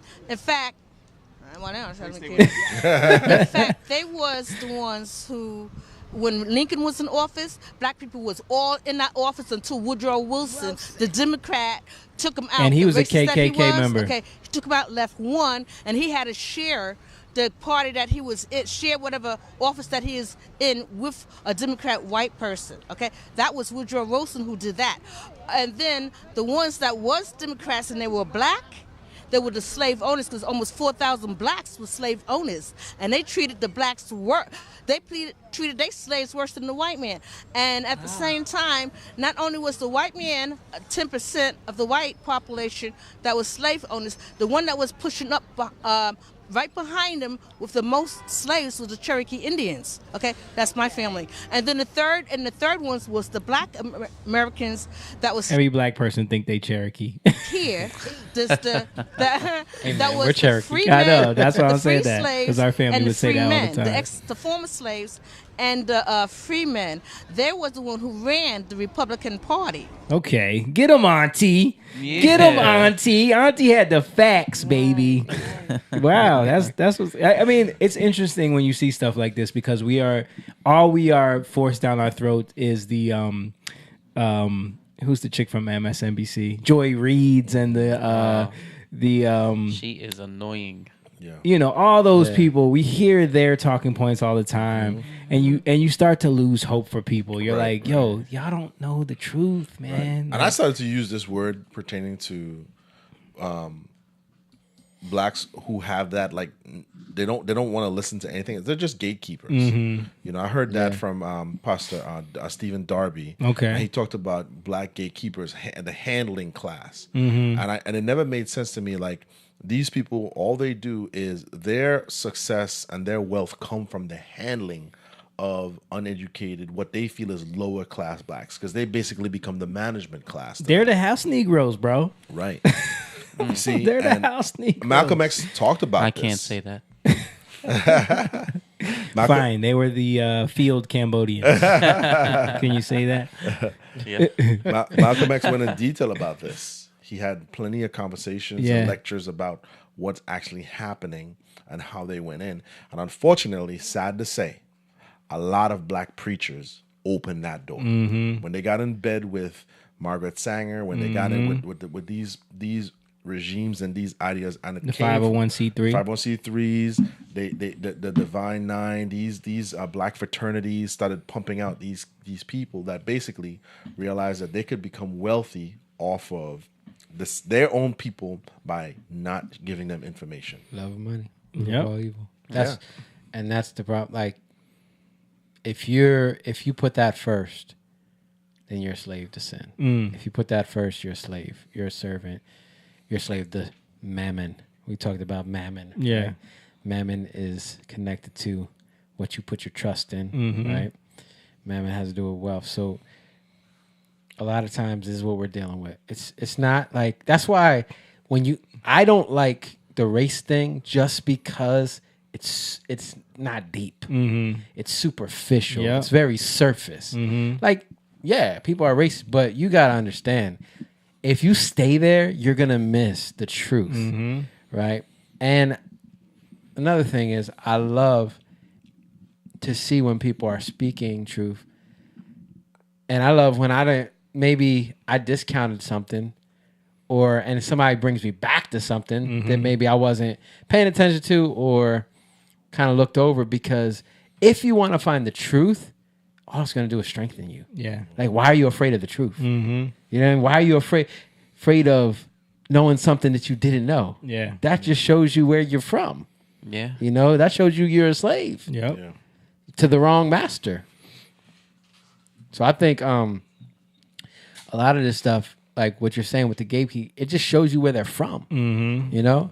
It shows you who do they serve? What set you from? Like, it shows Can't you where serve you're God from. and mammon. Yeah. Someone showed, I mean, part of the video I watched from the guy who put it together, most of those people who are telling you that are multimillionaires, living very well in white neighborhoods, and usually married to white people that tell you white people are racist. Stan sent us that scene. Was that Stan or you? They sent us that scene from the movie you always talk about, where they sat down at the table.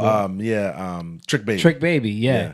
And they go through that, how we have to accept the educated blacks in and grab them at an early age so that we can then use them as the gatekeepers. Yeah. You know? Yeah. That's actually that's a guy named Iceberg Slim that he knew a half black, half white guy that could pass. And he told him that's what happens. Yeah. But there's a lot of elitist blacks that they know that. Right. But they'll keep it from the lesser blacks because that's their success. So he got into them circles and heard the behind the scenes conversations. Yep. Yeah. Yep. That's funny. And everyone should watch that scene. We'll post it one day or we'll react to it.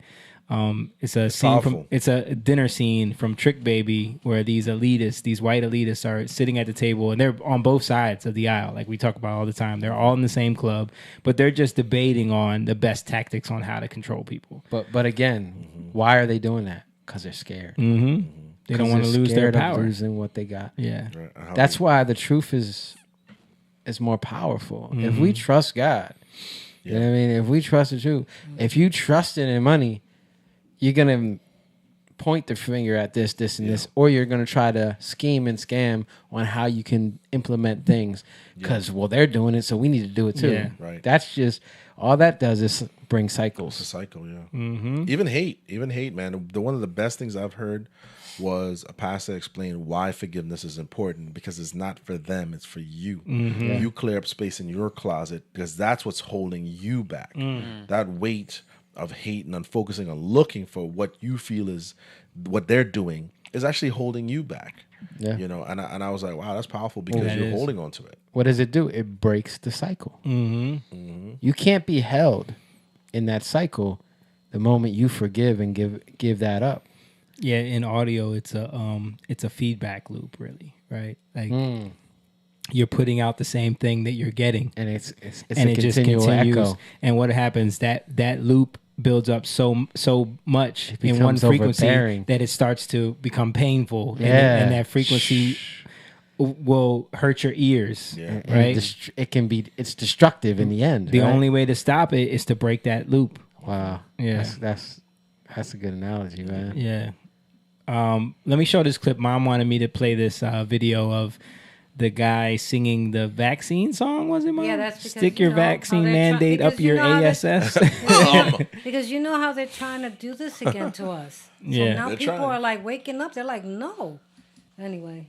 All right, let me play it. Vaccine mandates up your ass. You can stick your vaccine mandates up your ass. You can stick your vaccine mandates. Stick your vaccine mandates. You can stick your vaccine mandates up your ass. You can stick your vaccine mandates up your ass. You Says can Australia. stick your vaccine It looks like mandates it. up your ass. You can stick It your keeps vaccine going because there's more mandates. people singing Stick than. your vaccine. Okay, let's see. It's the same guy. Yes, same guy. Yeah. Sounds like it.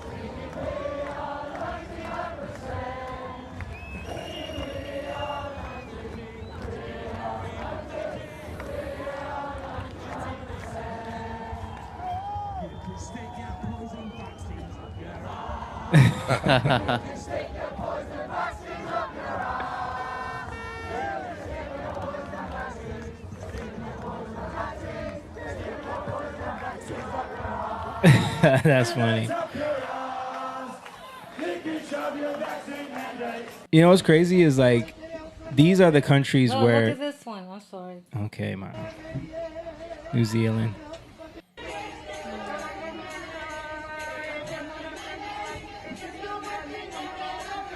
Okay, we get it. They're all singing it.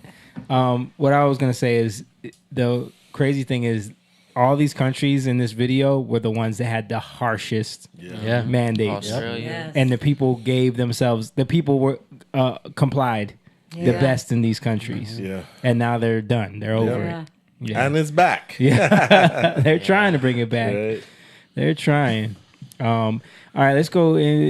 What else do we got? You gave me that stuff. What do you want to play, Jake? Whatever. Well, keep it on the race thing. Let's play this video that you sent me. Bible does not make room for ratchetness and righteousness. But black culture does. And hip hop culture does. It makes room to be ratchet and righteous. There's literally a popular, I saw Christians posting about that stuff. I'm righteous and ratchet. Man, well, forget y'all, we ain't on the same team because I'm real righteous and relevant. You heard me? That's what I am. I'm not righteous and ratchet. Like, what are y'all talking about? But black culture, I'm not pro-black more than I'm pro-God. And I don't care what black people think. You know what I'm saying? Am The I fact black? that you Am I got to proud say to that be and black? it's like, But I'm not pro-black. it's profound. That blows my mind. Yeah, because in the black community, it's like most of the time you do put your blackness above what the Bible says Without even thinking about it. Yeah.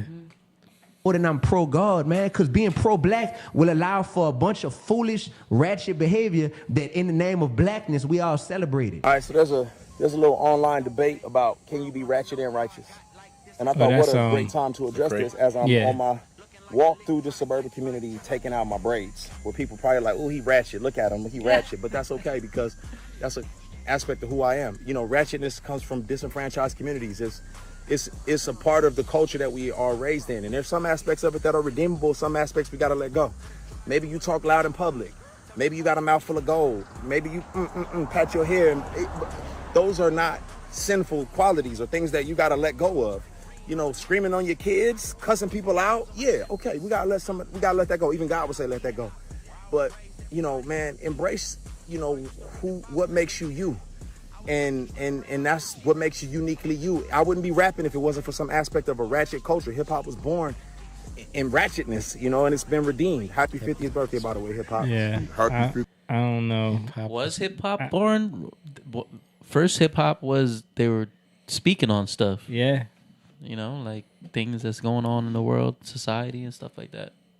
It wasn't until hip hop was born out of a party culture, not out of ratchetness. Like disco, actually, and MCing. Disco, like the deep. Like, remember, I'm speaking about MCing. Yeah, but what I'm saying is MCing came from like you would have a DJ, and he would have his hype man. The DJ was actually the star. The DJ was the one at the party that everyone. The MC just the MC was the one that would just, you know, get on the mic and be like, "Everybody, put your hands up." You know what I mean? Like he was just hyping up the crowd. He was the hype man. Move the crowd. And then it started evolving into the MC that could, you know, say little catchy lines that would rhyme.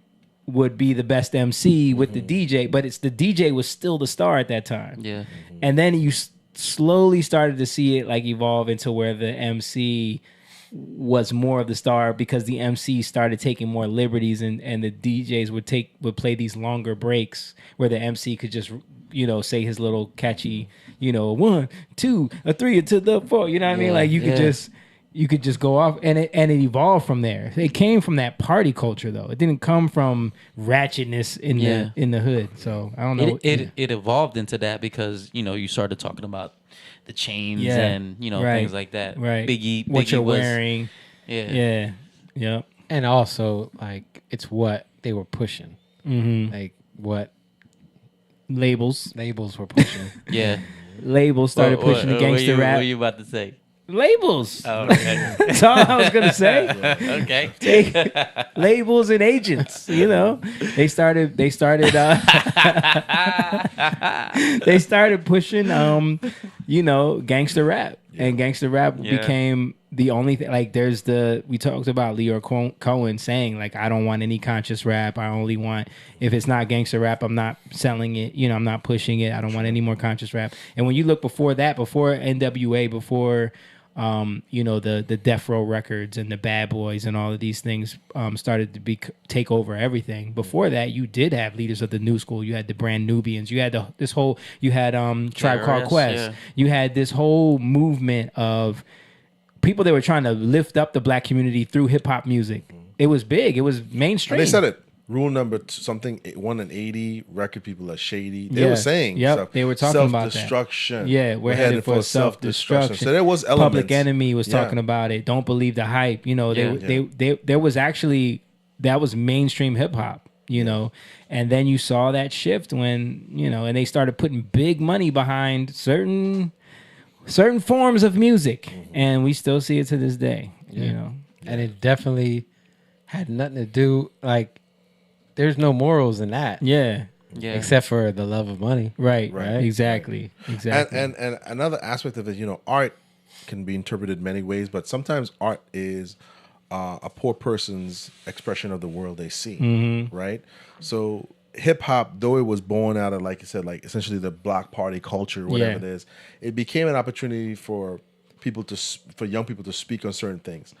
The element of dressing and the b-boy culture took over, and for a long time it was about that. It was just about repping your thing or whatever, your crew, it is. And then the MCs started battling each other. Who was the best MC? And then it took on that whole life. It took on many life forms, but there were elements of hip hop that where I thought hip hop could have been genreized, where there was like conscious hip hop, there was more the jazzy stuff, the gangster stuff, but along the way in the early 90s, a group, you say the labels, purposely pushed gangster materialism, women, ratchetness. That's what it is, which he's trying to attribute to what started hip hop. He's off with that. He's off. I'm sorry. He's off because that's probably what drew him. Like he said, it drew him to that. Yeah. You know, real quick about the whole ratchet thing. Wait, let's finish this and then you can. Okay, good. This is a 6-minute video. No, just what he's saying. Yeah. Okay. What he's saying, and then he goes back into the other guy. We don't have to listen to the guy at the bottom. Okay. They by the way, hip hop. So I would just say, man, let's not trash the community. Let's not tear down the community for some of the actions that don't fit the broader, society, that they may be a little unorthodox. I'm sure they call Jesus ratchet. He came from Nazareth. They said, this little country dude, but, he didn't shy away from that. He was exactly who he was, and yet he was righteous. And so we embrace the ratchetness, our lowliness, our unorthodox, and we embrace the righteousness, growing in godliness. Lecrae, brother, you gotta stop. You coming across real lukewarm right now. I recently posted a video where I said, as believers, we can't glorify being righteous and ratchet. Then you wanted to insert yourself into the conversation, so you came behind me and posted a video saying that we need to keep some aspects of ratchetness and we need to do away with other aspects. Listen, bro, I know you. So I know you have a desire to fit in with the culture. But don't let that desire to fit in with the culture cause you to co-sign actions from the culture that are not of God. You heard me? Then you went on to say they were probably calling Jesus ratchet. Brother, no, you don't know that. Like, you're making that up. You don't know if they were calling Jesus ratchet. And even if they were, guess what? He wasn't calling himself ratchet. You heard me? So we know that we're sinners and we know that we need God's grace, but that don't mean that we co-sign a lifestyle or a term. You said hip-hop was birthed from a place of ratchetness. No, it wasn't birthed from a place of ratchetness, bro. Like, where are you getting this from? And then you replied to me in your comments. I told you could call me or we could go on IG Live if you want. You replied to me in your comments, and your definition of ratchet that you gave, as like how you see it, was literally copy and pasted from Wikipedia. Wikipedia. Bro, you come across real suburban when you tell me that that's your definition of ratchet, bro. So all I'm saying is, as believers, we got to watch what we co-signing with our platform. You could call me. We could go on IG Live. Let me know. But be careful, man. Real talk. What does he mean you come off real suburban, though? Like, even that, to me, saying that is like, he's even feeding into that culture of the hood, where it's like, if you ain't from the hood, you ain't really black. You know what I'm saying? Like, you ain't really for the culture if you ain't from the hood. You know what I'm saying? You real suburban right now. Yeah, that's why I wanted to show the whole thing. Because you see a little bit of partiality with both of them that maybe you're not even realizing. Well, I see the cuts in the eyebrow, and I'm like, okay, you know what I mean? Like, even his vernacular. Yeah. You heard me, you feel me. But I think even wanting to have a culture, the idea of the culture is a stronghold. It's a spell. Yeah, I mean, I think there's freedom in Christ, like where we don't have to. I think, you know how it says, like, everything, you're free. I don't know why I'm forgetting this. Everything is lawful, but not everything is helpful. Yeah. Right? So there's times for this stuff that you're going through, but there's growth, right? You got to leave those things behind. The things that you felt you needed, or the things that you thought were a part of you for a time, you recognize they're not a part of you. Yeah. Right? Little by little. So I think there's a leeway there that you don't have to be like, okay, I can't do any of these things, because then you'll become too focused on that, right? But I believe that you recognize you don't need these things anymore, and they're not helpful for you. You start to let go of these things little by little. Yeah, right. Yeah. I'll start off by saying, if you're a believer, you got to start off by this: you can't serve two masters. You're gonna love one and hate the other, and that's what that is. The master here is culture, and truth. Yeah, you know what I mean. And you can see it from him, right? Yeah. So I'm saying, I know what you're saying. Yeah, both guys. So to me, when I look at it as this, forget trying to keep each other in check, all the stuff like that. There's truth, and then there's the world point of view of that. Right. You know what I'm saying? So if you're a believer, there should be no distinction. You shouldn't really need a breakdown for it. Yeah. But what we're watching here is they're literally trying to serve two masters. You know, they're the righteous part, what they talk about, and the ratchet. That's another master. They want to figure out how can we serve both and still be good. How can we serve both? And then you have these people who are essentially, he's an artist and he's making money off of selling a certain thing. If he condemns it, then he can't sell what he is. And he'll lose his connections to a lot of the people that he still wants to fit in with. Whether I thought was a valid point from the other guy. It was like you still you still want to be accepted by certain people, so you're gonna defend the idea of being ratchet. I just want to point out for the record that the term ratchet itself is nonsensical. Right. Please break that down. Like, go ahead. No, So that's a ratchet. A ratchet is a tool. Right. Yeah. And I think that this whole thing came from lack of education and ignorance, and someone using the wrong term, wretched, meaning wretched. Yes. So I think, and this comes from the black gay male culture of being sassy, right? And I think it got blew up through reality shows. Sure. And you're real ratchet. Yeah, someone was saying you're being ratchet, and they meant wretched, and then it just became part of the vernacular of the culture. And wretched is what more in terms of smell? Putrid, old, rotten. I think wretched is just kind of connected to like evilness, or just like unsavourly. I've always heard it in terms of like this is because it's from a British. Let's look it up. Let's look up the definition. But I do agree with ratchet and wretched are two different things. Yes, and for some reason, ratchet just became accepted as a normal terminology, and it used to drive me crazy, man. Although it would be a really good skit if someone's saying you're acting ratchet and they bring the real. So wretched is in a very unhappy or unfortunate state. Okay. Yeah. All right. A poor quality, very bad, used to express anger or annoyance. Okay. So I think like we gotta recognize that a lot of black culture that is popularized, right, is in that state. Yeah. Because you look at Love and Hip Hop. Yeah. People watch it to see the fights. That might be where ratchet came from. Yeah, it could be. Exactly. It could be. Reality shows definitely. That you look at it, but like if you're watching it, you're a part of the problem. Like how many people?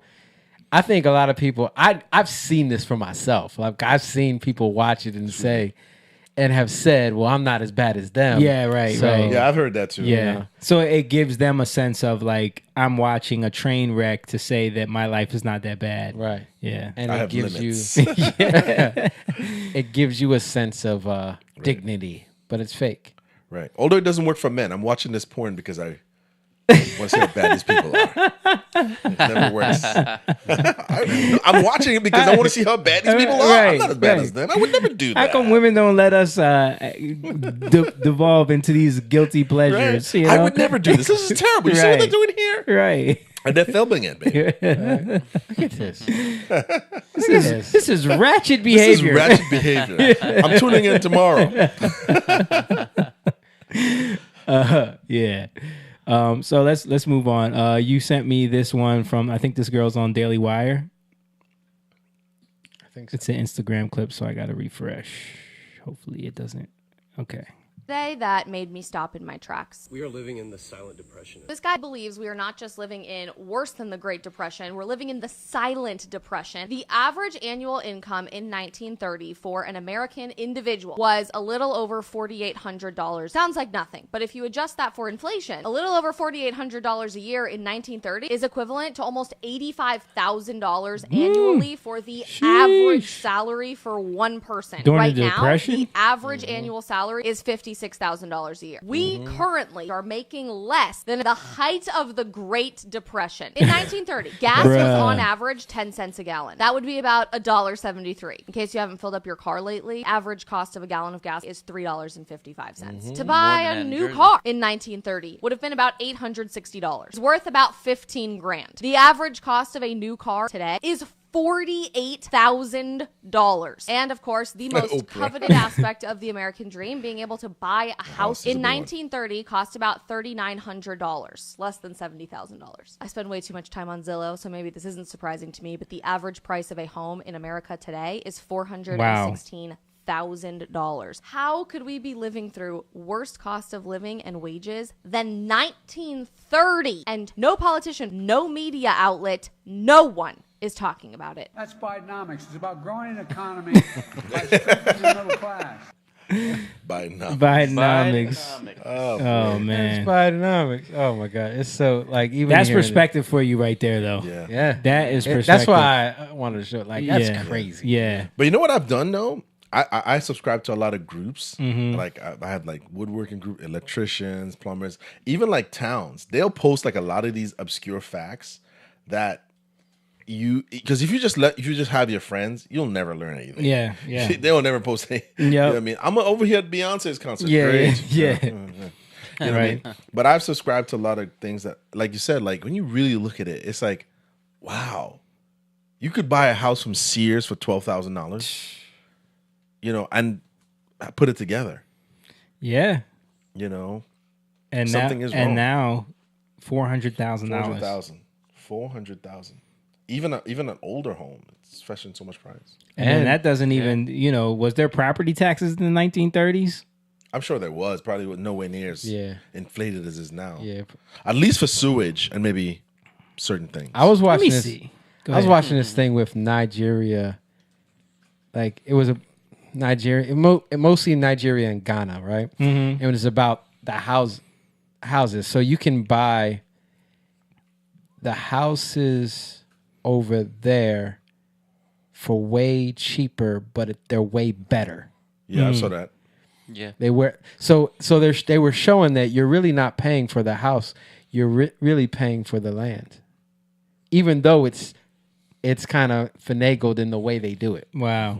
Like because once they get the property built, you're actually paying for the land because the price of the build isn't. They're using cheap stuff. Like That's most houses today are built with really cheap stuff, and they were showing like how much better the stuff is that they use over there. Yeah, I've seen it. Like they build a home because I deliver in Medford, and they're just building houses like these big houses that are like $600,000 because you see the sign, new homes. Yeah. Starting at 550 at a low price. Low price. And I'm looking like, I'm delivering to these houses and I'm looking at the door and it's like, okay, that's bad paint job. And I'm looking at the railing, okay, that's bad. It's and they build it, in like a month, sometimes less than a month. Yeah, it's all prefab. Thrown together. Thrown together. Yeah, but if it looks, people have been watching these HGTV. Yeah, so they just want to see it laid out. It looks a certain way. They want to see those countertops and the lighting. Yeah. Wow. Meanwhile, in a place like Trinidad, even in the poor parts, like they're building houses out of concrete. Yeah. You know what I mean? Laying concrete for the whole house. Yeah. But back to the Ghana thing. That's why David and Josephine, they moved back. Nana's parents, they moved back to Ghana. They built a home. It's nice. It's big. They have land.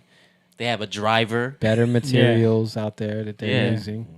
Different practices. The taxes are, I don't even think they pay taxes. Like, So- don't quote me on that, but I like. So you're going to Nigeria. Property Ghana. taxes were enshrined in the New Jersey state constitution in 1875. New Jersey. I'm sure they always. For sewage and water and stuff like that, there had to be something. Yeah. Because New York, I remember watching a thing about New York, and there was a problem, and Philadelphia was one of them, with all that horse manure, and just people, and then it was bad. People would throw their trash out windows. They would throw buckets of crap out the windows. Right. They I just didn't care. want the suit, man. All right, let's show this other video. Now, this is an interesting one because I never even thought about this until I watched it. And it's a lady explaining the nonsense of going fully electric vehicles when you're in a state of emergency. I'm ready. Oh, real quick. Peace said that's why my parents built a house in Nigeria. Yeah. And they're gonna be moving back. Yeah, it's way cheaper. Yeah. All right, here we go. Hopefully this. Oh no, I gotta restart it because I don't trust these shorts and Instagram. What should we do when we're told to evacuate ahead of hurricanes? I'm in the state of Florida. The electric grid is overloaded, and we're stuck in a standstill traffic for hours, and tens of thousands of people are pouring onto our freeways. I guess you'd have to hitchhike with somebody who has an internal combustion engine car. I think that's why a lot of consumers are concerned right now, a little skeptical about whether an EV is the right choice for them. They're not sure whether they'll have convenient access to charging. And in California, we see some rationing and restrictions on the hours when people can charge. And I think that concerns a lot of people. There are a lot of question marks in exactly that area. What should we do? Didn't think it through. But that's a very valid question. Yeah, I never thought about that. Like, you are in an emergency, especially in Florida or somewhere like California. Something crazy happens. Everyone's on the highway. Yep. How you gonna be able to charge? Cars are gonna be sitting right there. Sitting right there. Traffic, yeah. And what they're gonna do is cause a problem for everyone with the internal combustion engines because you can't get around them. Yeah. Remember, we were talking about this. Like, I think we talked about this on here where, it sounds good, but if you try to drive, because I just drove to Florida. Yeah. You try to drive across country or anywhere kind of far, like it's going to be hard to find charging stations. Yep. So I saw this, and it's going to probably double your trip because you got to sit. Yeah, exactly. You got to sit and wait like 45 minutes. Yeah. Sure. I saw this. And I was trying to find it, but I couldn't find it. This guy drove from I saw it too. Winnipeg to Chicago. You saw that? I saw that. And in an EV? An EV, right? So I think he didn't even get like halfway, right? No. No, he got like pretty close. No. I heard he didn't even get like halfway. Okay, let's look at it. Yeah, let's look at the article. Like from what I remember, he got pretty close. It was like he was like 50 miles away, and he just ran out of juice. Yeah, but he couldn't find the charging. He couldn't station. find a charging station, so he had to rent a car. Family ditches electric truck on drive from Winnipeg to Chicago after charging troubles. This one. Yeah, that's probably it. Yeah. Owner of a 2023 Ford F-150 Lightning. Let's see how far. Attempting a road trip, abandoned, finished the drive. I don't know if this is going to say how far he made it.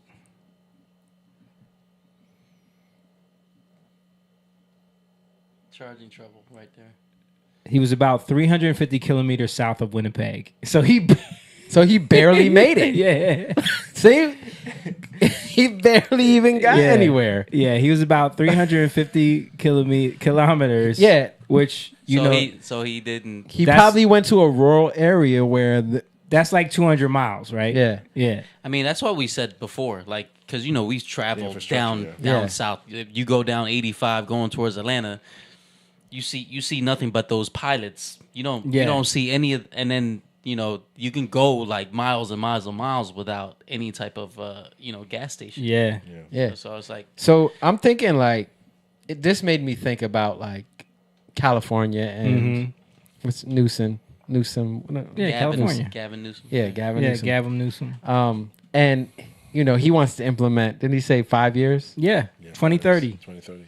2030. Okay, No. so by 2030, no gas car sales, right? I think it's already like they're not allowed to manufacture now at all. But then you can't buy after 2030. Okay, so either he's pretty dumb and he didn't think that through, or they're planning on trying to control us. Yes, because especially in California. You can't get out. You can't leave. No Texas for you. Because when you think about like, if you can control the juice, right? If you can control the electricity, nobody can go anywhere. And dude, like they can control. They can shut off portions of the grid anywhere time they want. Right, but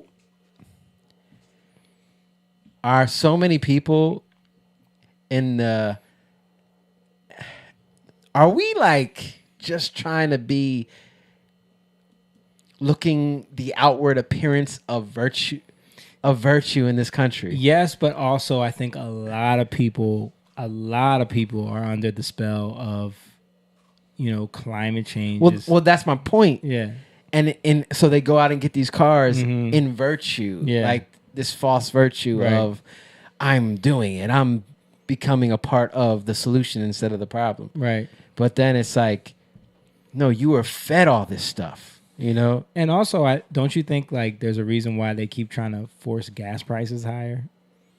Yeah, eventually, yeah. Because eventually you're gonna say to yourself, not thinking of the long term thing, like, it makes more sense for me to get an electric vehicle. Look how many people are buying Teslas.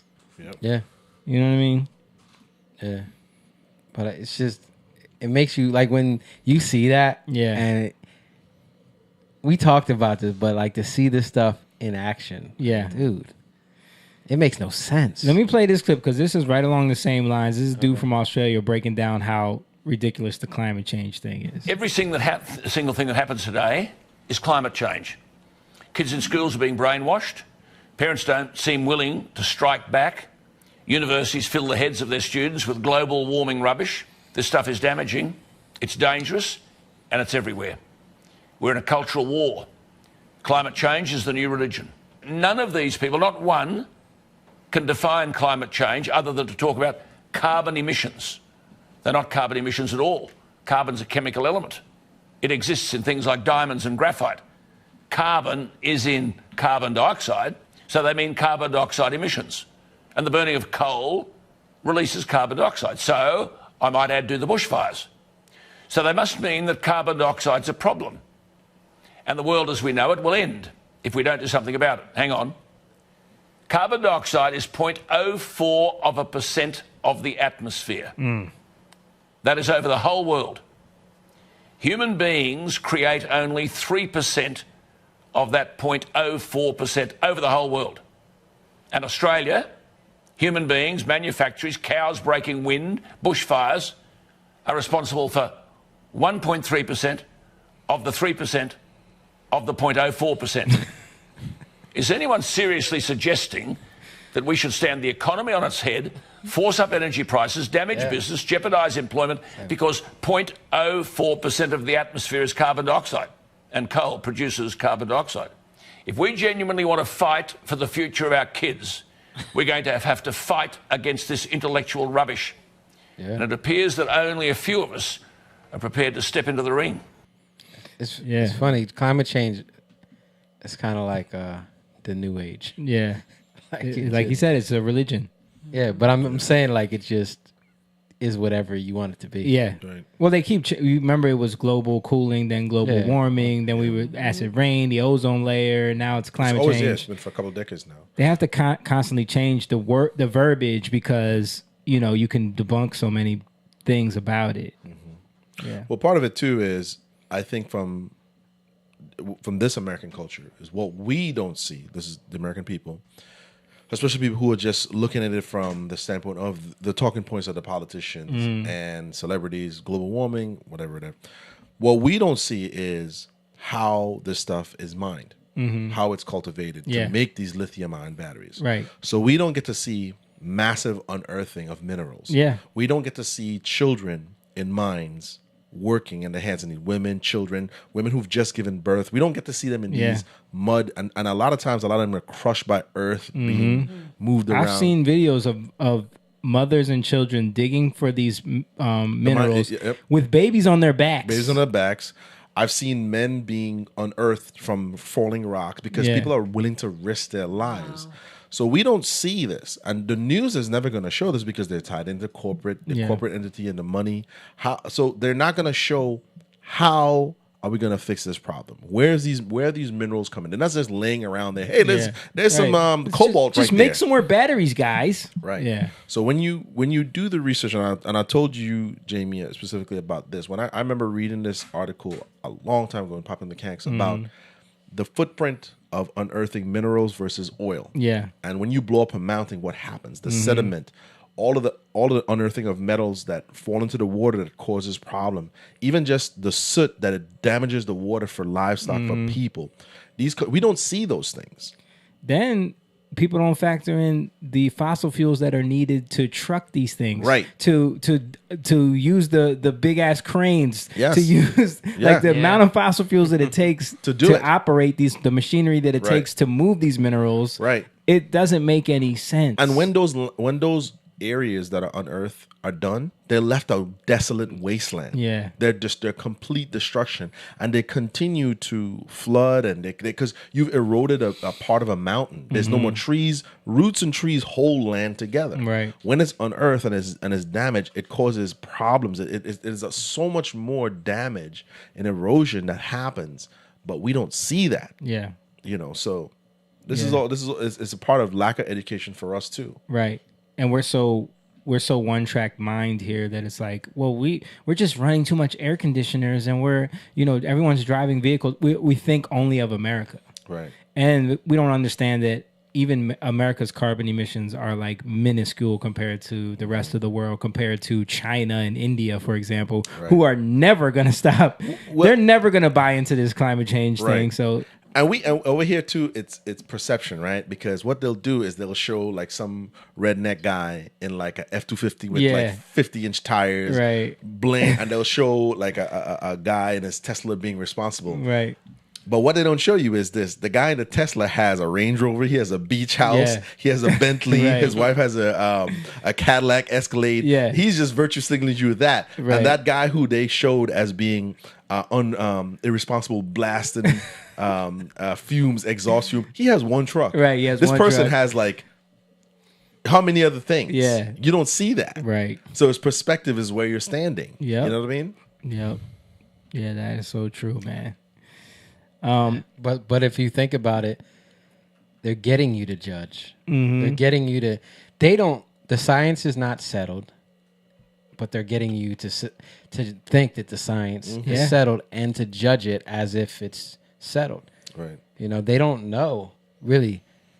It could be something as simple as cycles, like the heat. The Earth's heat. The Earth's climate. Yeah, where the sun moves to at certain times. Like there's a lot of different things.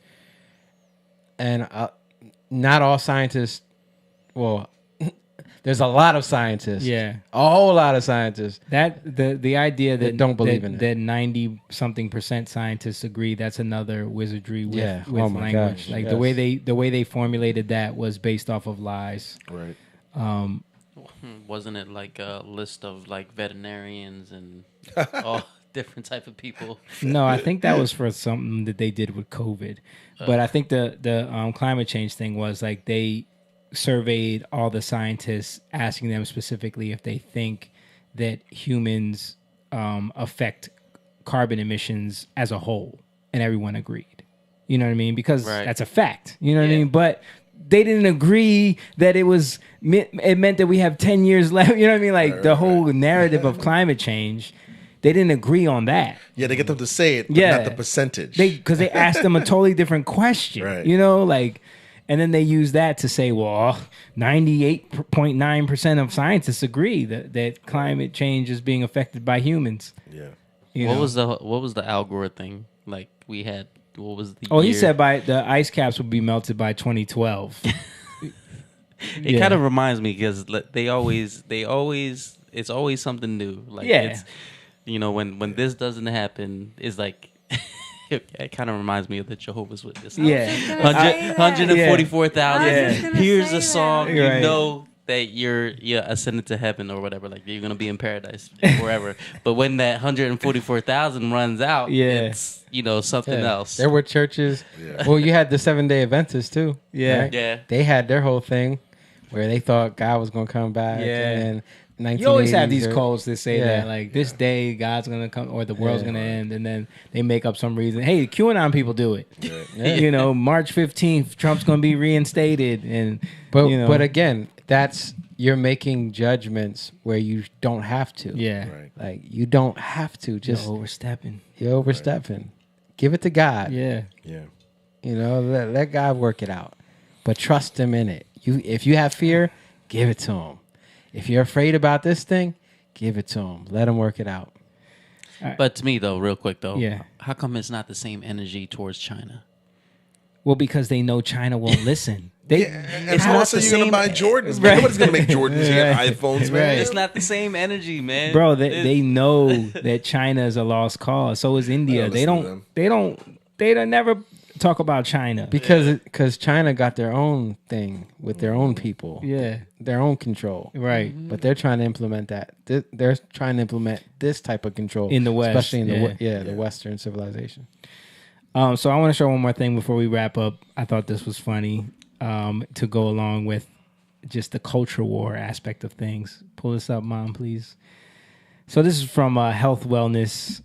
It says body positivity is for women, not lazy white guys with dad bods. What? It says there is more to dad bod positivity than meets the eye. It's appreciation of body positivity culture created by and for women by the usual suspects.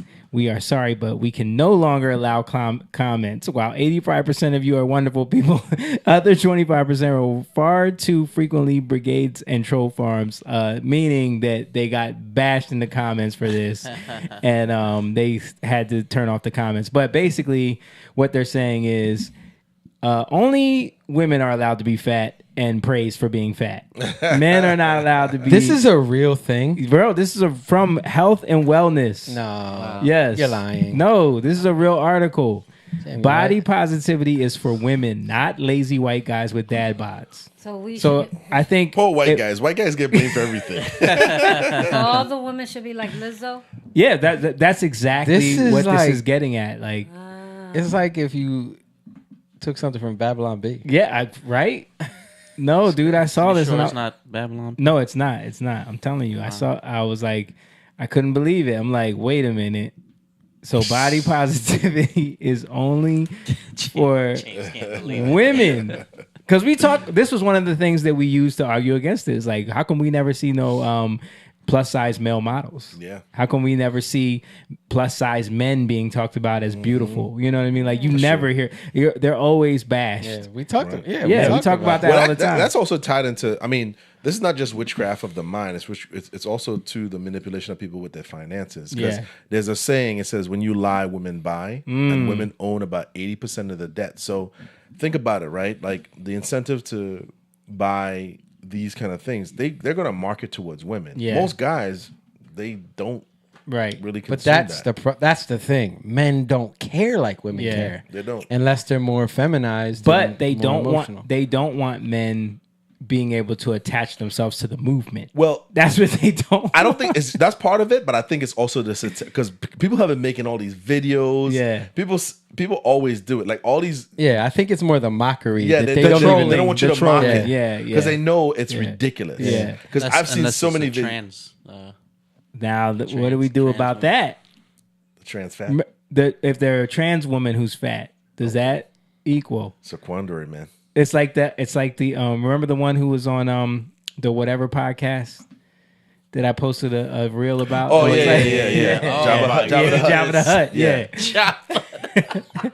That's what they call him. No, yeah. Yeah. Her.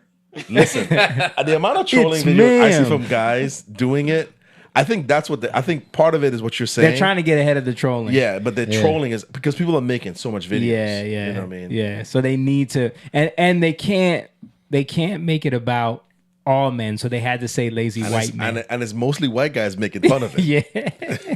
It's a losing battle. Right. They losing and they don't understand. It's not gonna go well. Like, Yeah. stop. You're gonna lose. Stop. In a Get some bad help. way. What's that mean with Michael Jordan? Stop. Get some help. I actually, in a weird way, I think it has to get really worse for people to see. Like, this is what you wanted. Yeah. You know what I mean? It's Yeah. like, you know. But then there's the point of like, you don't want what you want. I mean, you really don't want what you think you want. Yeah. You know what I mean? Yep. A lot of women are finding that out with these. You hear about that sorority that they had to let the dude come in.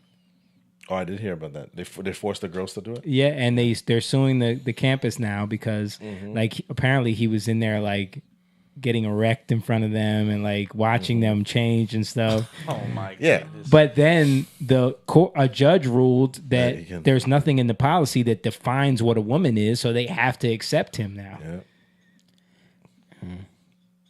What about definition of an erect penis?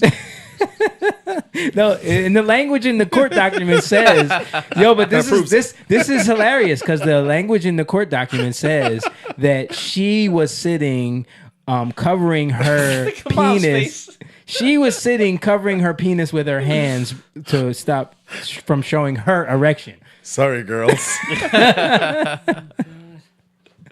Like, this is what I'm saying. So makes no sense. But in a way, a lot of women, specifically women with feminist ideologies, did partner with the LGBTQ. this is what mindset. This is my point. They Because you were opened that saying door. you don't even want what you say you want. You know what I mean? Yeah.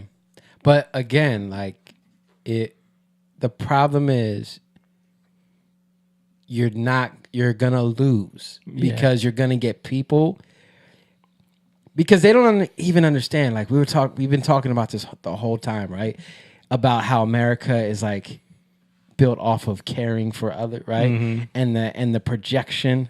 Yeah. But even what they're doing, they're trying to care for people in the wrong way, Mhm. right? And even that comes from what God did, right? It Yeah. comes from husbands love your wives. That's Mhm. caring. Yeah. As Yeah. Christ loved the church.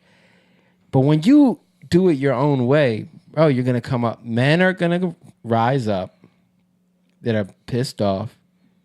They're gonna turn Muslim, Mhm. or they just gonna be pissed off, Yeah. right? And they're gonna. Why are you pointing at James? You're like, why are you pointing at me? Pointing at James. I'm not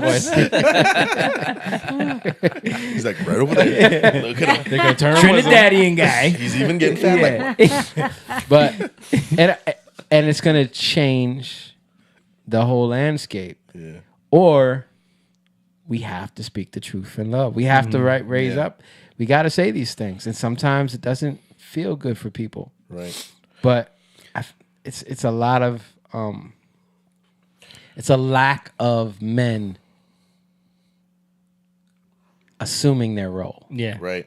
Yep. Let me. I want to add to that, but let me go back to the quote I said earlier. Yeah. All right. For the people who missed it, hard times create strong men create good times create weak men, and weak men create hard times. Yeah. Now, the reason I said that is because of this. If you're a man and you're truly a heterosexual man, and especially if you have a Judeo-Christian belief or understanding, I think actually you don't even need to have that. But we understand that. I've heard this from plenty of men I've talked to this about, and they're not all of them are necessarily Christians. But we said this: if you're a man and you wanted, and you're perverted, and you wanted to get into a female space, all you have to do is pretend to be this thing, and you now have access to a place that was not accessible to you a few years ago. Right. So the idea here, women champion these things because they felt that it was another minority suppressed group. And as heterosexual male, like I said, I'm coming from the Judeo-Christian standpoint, but many men share this because other men who are not Judeo-Christian share the same belief. But all you would have to do if we were suspicious of the idea of the man going into female spaces, we all know that as heterosexual men. But part of the protective nature of men is to want to keep those spaces safe for our daughters, our wives, our sisters. And many men over time, and during having this conversation, have all said, if you're a guy and you wanted to be around naked women that were naked, all you would have to do is say, I'm gay. Yeah. I'm one of you. Right. And then That's you what I was thinking. enter that space. Their guards let down. Yeah. Their guards let down. And you enter that space and They now got you movies. Have, you have access I was to just thinking that. There's movies, there's TV shows that touch on that. But what was suppressed in us is our protective nature. And no, you're homophobic, you're not this, you're this. And we were just saying, look, we know men's nature. Yeah. We understand men. We understand what men would do. Yeah. Right? If there's any ounce of this, we were trying to say, and I'm not saying that we went about it in all the right ways, but we were saying that if it's allowed, a man who is opportunistic and perverted and he has a certain thing, all he would have to do is just pretend to be that, and he has access to an area which he shouldn't have access to. Right. And you'll give it to him because you want you're you're thinking that you're fighting for his rights. And that's i.e. the erect penis in a female space. Sorority, yeah. Right. Right. And now they're trying pregnant women in jail. Yeah. Any women getting raped in jails. Any heterosexual man who understands the perverted nature of fallen man would know that there is a guy. It's just like the same thing, right? To draw another analogy, we're going to put a transgender in a female prison and then wonder why 6 people show up pregnant. How did this happen? Yep. And then put it on the public like, we're confused, help us. Right. There's no helping here. Yeah. You did this. You know what I'm saying? So sometimes men are afraid to speak up because they're afraid to be bashed, because they don't want to seem bigoted. But you have, like, for me, you guys have daughters, not you yet, but my job as a father is not to worry about hurting people's feelings, to worry about my daughter and my wife and my nieces. Yeah. Like, if I'm there, my job is to be suspicious of that. And I'm not going to let you or your societal ideas take away my role as a father and as a husband. Right. Yeah. You know what I mean? I'm not letting you do that. Not gonna let your ratchetness supersede my righteousness. But even in it's something that's interesting. When we say jealous, you're jealous. Like when we say that nowadays, it's just negative. But jealousy actually isn't all negative. It's just righteous jealousy, right? There is jealousy that is bad, but there's righteous jealousy. God is jealous for his people. Yeah. You know, and that word is the same word for zeal, to be zealous. It's the same as being jealous, but you can be overzealous where you don't have everything calculated, right? Yeah. God knows when to show his anger. Right. He knows when it's time to put his foot down. Yeah. You know what I mean? Yep. Flood the world. Yeah. And we have to know that. We got to know when we got to stand up. No, we can't. No. Yep. That's it. Because even what you were saying, like you said, like I'm paying attention to my daughter, so when they're stepping over the line. But even in that, like you're still caring. I'm still caring for you a lot of times, right. Because you can learn from that, right? Or at least you can learn not to do it again. Yeah. And Paul said, "Let them know, James." Yeah. Yeah. All right, man. Let's wrap it up, guys. We're almost at 2.5 hours here, so it's been good. It was a good one. It was a good one, man. We had a lot to talk about. You know, Trump is getting arrested and indicted and all this stuff. And next week's 14 million raised. Yeah, right. He'll probably get arrested again by that time. He looked badass in the mugshot. He did. It's at 222 right now. I think Trump is Blade. He's that cool. And you know, the blacks are for Trump now, man. You know what I mean? We effing with Trump. I'm glad people woke up. We effing with Trump. You know what I'm saying? You feel me? You feel me? He about that bread. He about that bread. Money. Yeah. But no, thank you guys for watching, man. Shout out to everybody in the chat. Shout out to all the young lions who've been sticking with us the whole time. We appreciate you guys. Listen, it is hot in here. The AC broke in this building again, and we are struggling. Mom's got a plate. Mom's plate. I had to keep muting her mic because her plate is just so loud. I was sweating. My neck is hurting. Oh, my gosh. That's why I'm wearing this. Yeah, it's I was hot. trying to figure out, what is that noise? Yeah, that's why I kept what muting her is mic, because I could hear her flopping that plate. I didn't think about it. I just thought about my sweat. Yeah. It's like, So, you know, if you guys want to help us support the cause here, you can go to our Patreon, and for as little as $3 a month, you can become a Patreon member and sign up to support the Young Lions. Jess said, "I made it to the end." She always falls asleep. You made it. She started working, so, you know. Listen, we don't expect people to make it to the end of this podcast. Catch it on the stream afterwards, or the replay afterwards, because we go late, and I always see the numbers drop off around 10 o'clock. Everybody, all the numbers start fading. Yeah. But yeah, man, we appreciate y'all for sticking with us. Thank you for supporting. If you're one of our supporters, if not, seriously, patreon.com/youngliontv. If you think conversations like this are important and you want to support what we're doing, you want to help grow the pride, help us get this AC fixed in here.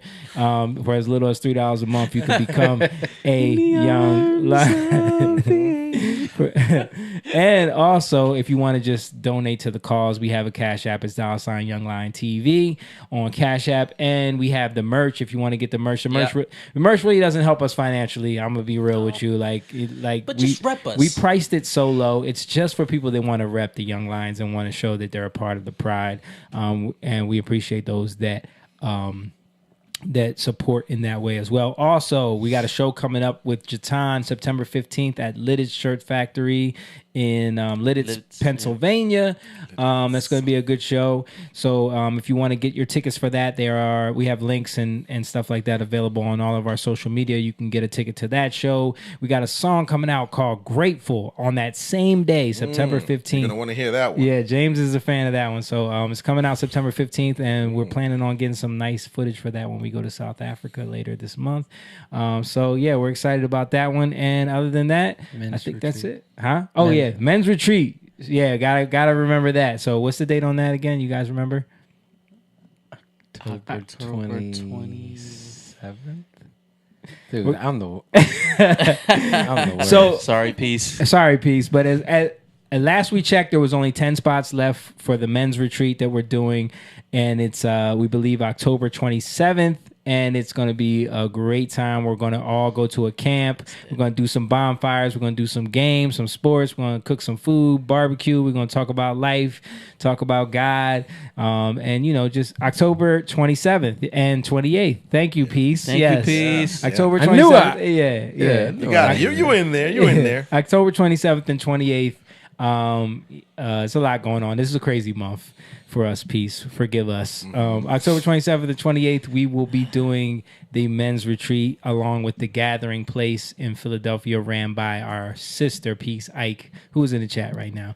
Thank you so much, and we're gonna be talking more about it, right? Yeah, as it gets closer, we'll be getting more in depth with it. But we're gonna go. This is for the men. This is for men, man. We're doing something for men. Right. We're going to go deep with men. We're going to talk about manhood. We're going to talk about the culture. We're going to just, dive into what a man is and the importance of our relationship as men together and how we've helped each other through so many tough things and how we've built each other up and showed each other the importance of these relationships and the relationships with our families and being a father, being a leader, being a husband, all of those things. Yeah. And I'm saying all this to give Peace some clips to post up later because I know she's going to take this. And we should probably get the other two guys who are speaking, Josh and Dave. Yeah, we want to. Yeah. There's going to be two other guys, a pastor, Dave, and assistant pastor Josh, and we'll get them on the podcast one day so that they can talk more about what's going on with the men's and just talk about what they do and talk about their church and stuff like that. That would be dope as well. Don't talk about circumcision. Why not, Mom? Why not? Oh, that is a very relevant topic. Okay, no, it doesn't gross me out. I'm just like, hey, I could be mad at you for circumcising me without my consent. I did not give my consent. Nothing is off limit when we're talking. Did not give my consent to be born, Mom. Yeah, I did not give my consent to have parts of me cut off of my body. Now you're gonna take me to court. He wants it back. I'm suing you. Oh my God. Theris said that sounds like fun. Shout out to Theris who just chimed in all late. We appreciate you. She said I was late. She said they should know it's work. Oh, okay. Yeah. But yeah. Thank you guys for watching. We're going to wrap it up here. Appreciate all y'all for being here. Thank you, Mom, for doing your thing over there. And we'll see you guys next week, man. Peace. Peace. Young lion, go live, yeah. Young lion, you rich, yeah. This kingdom has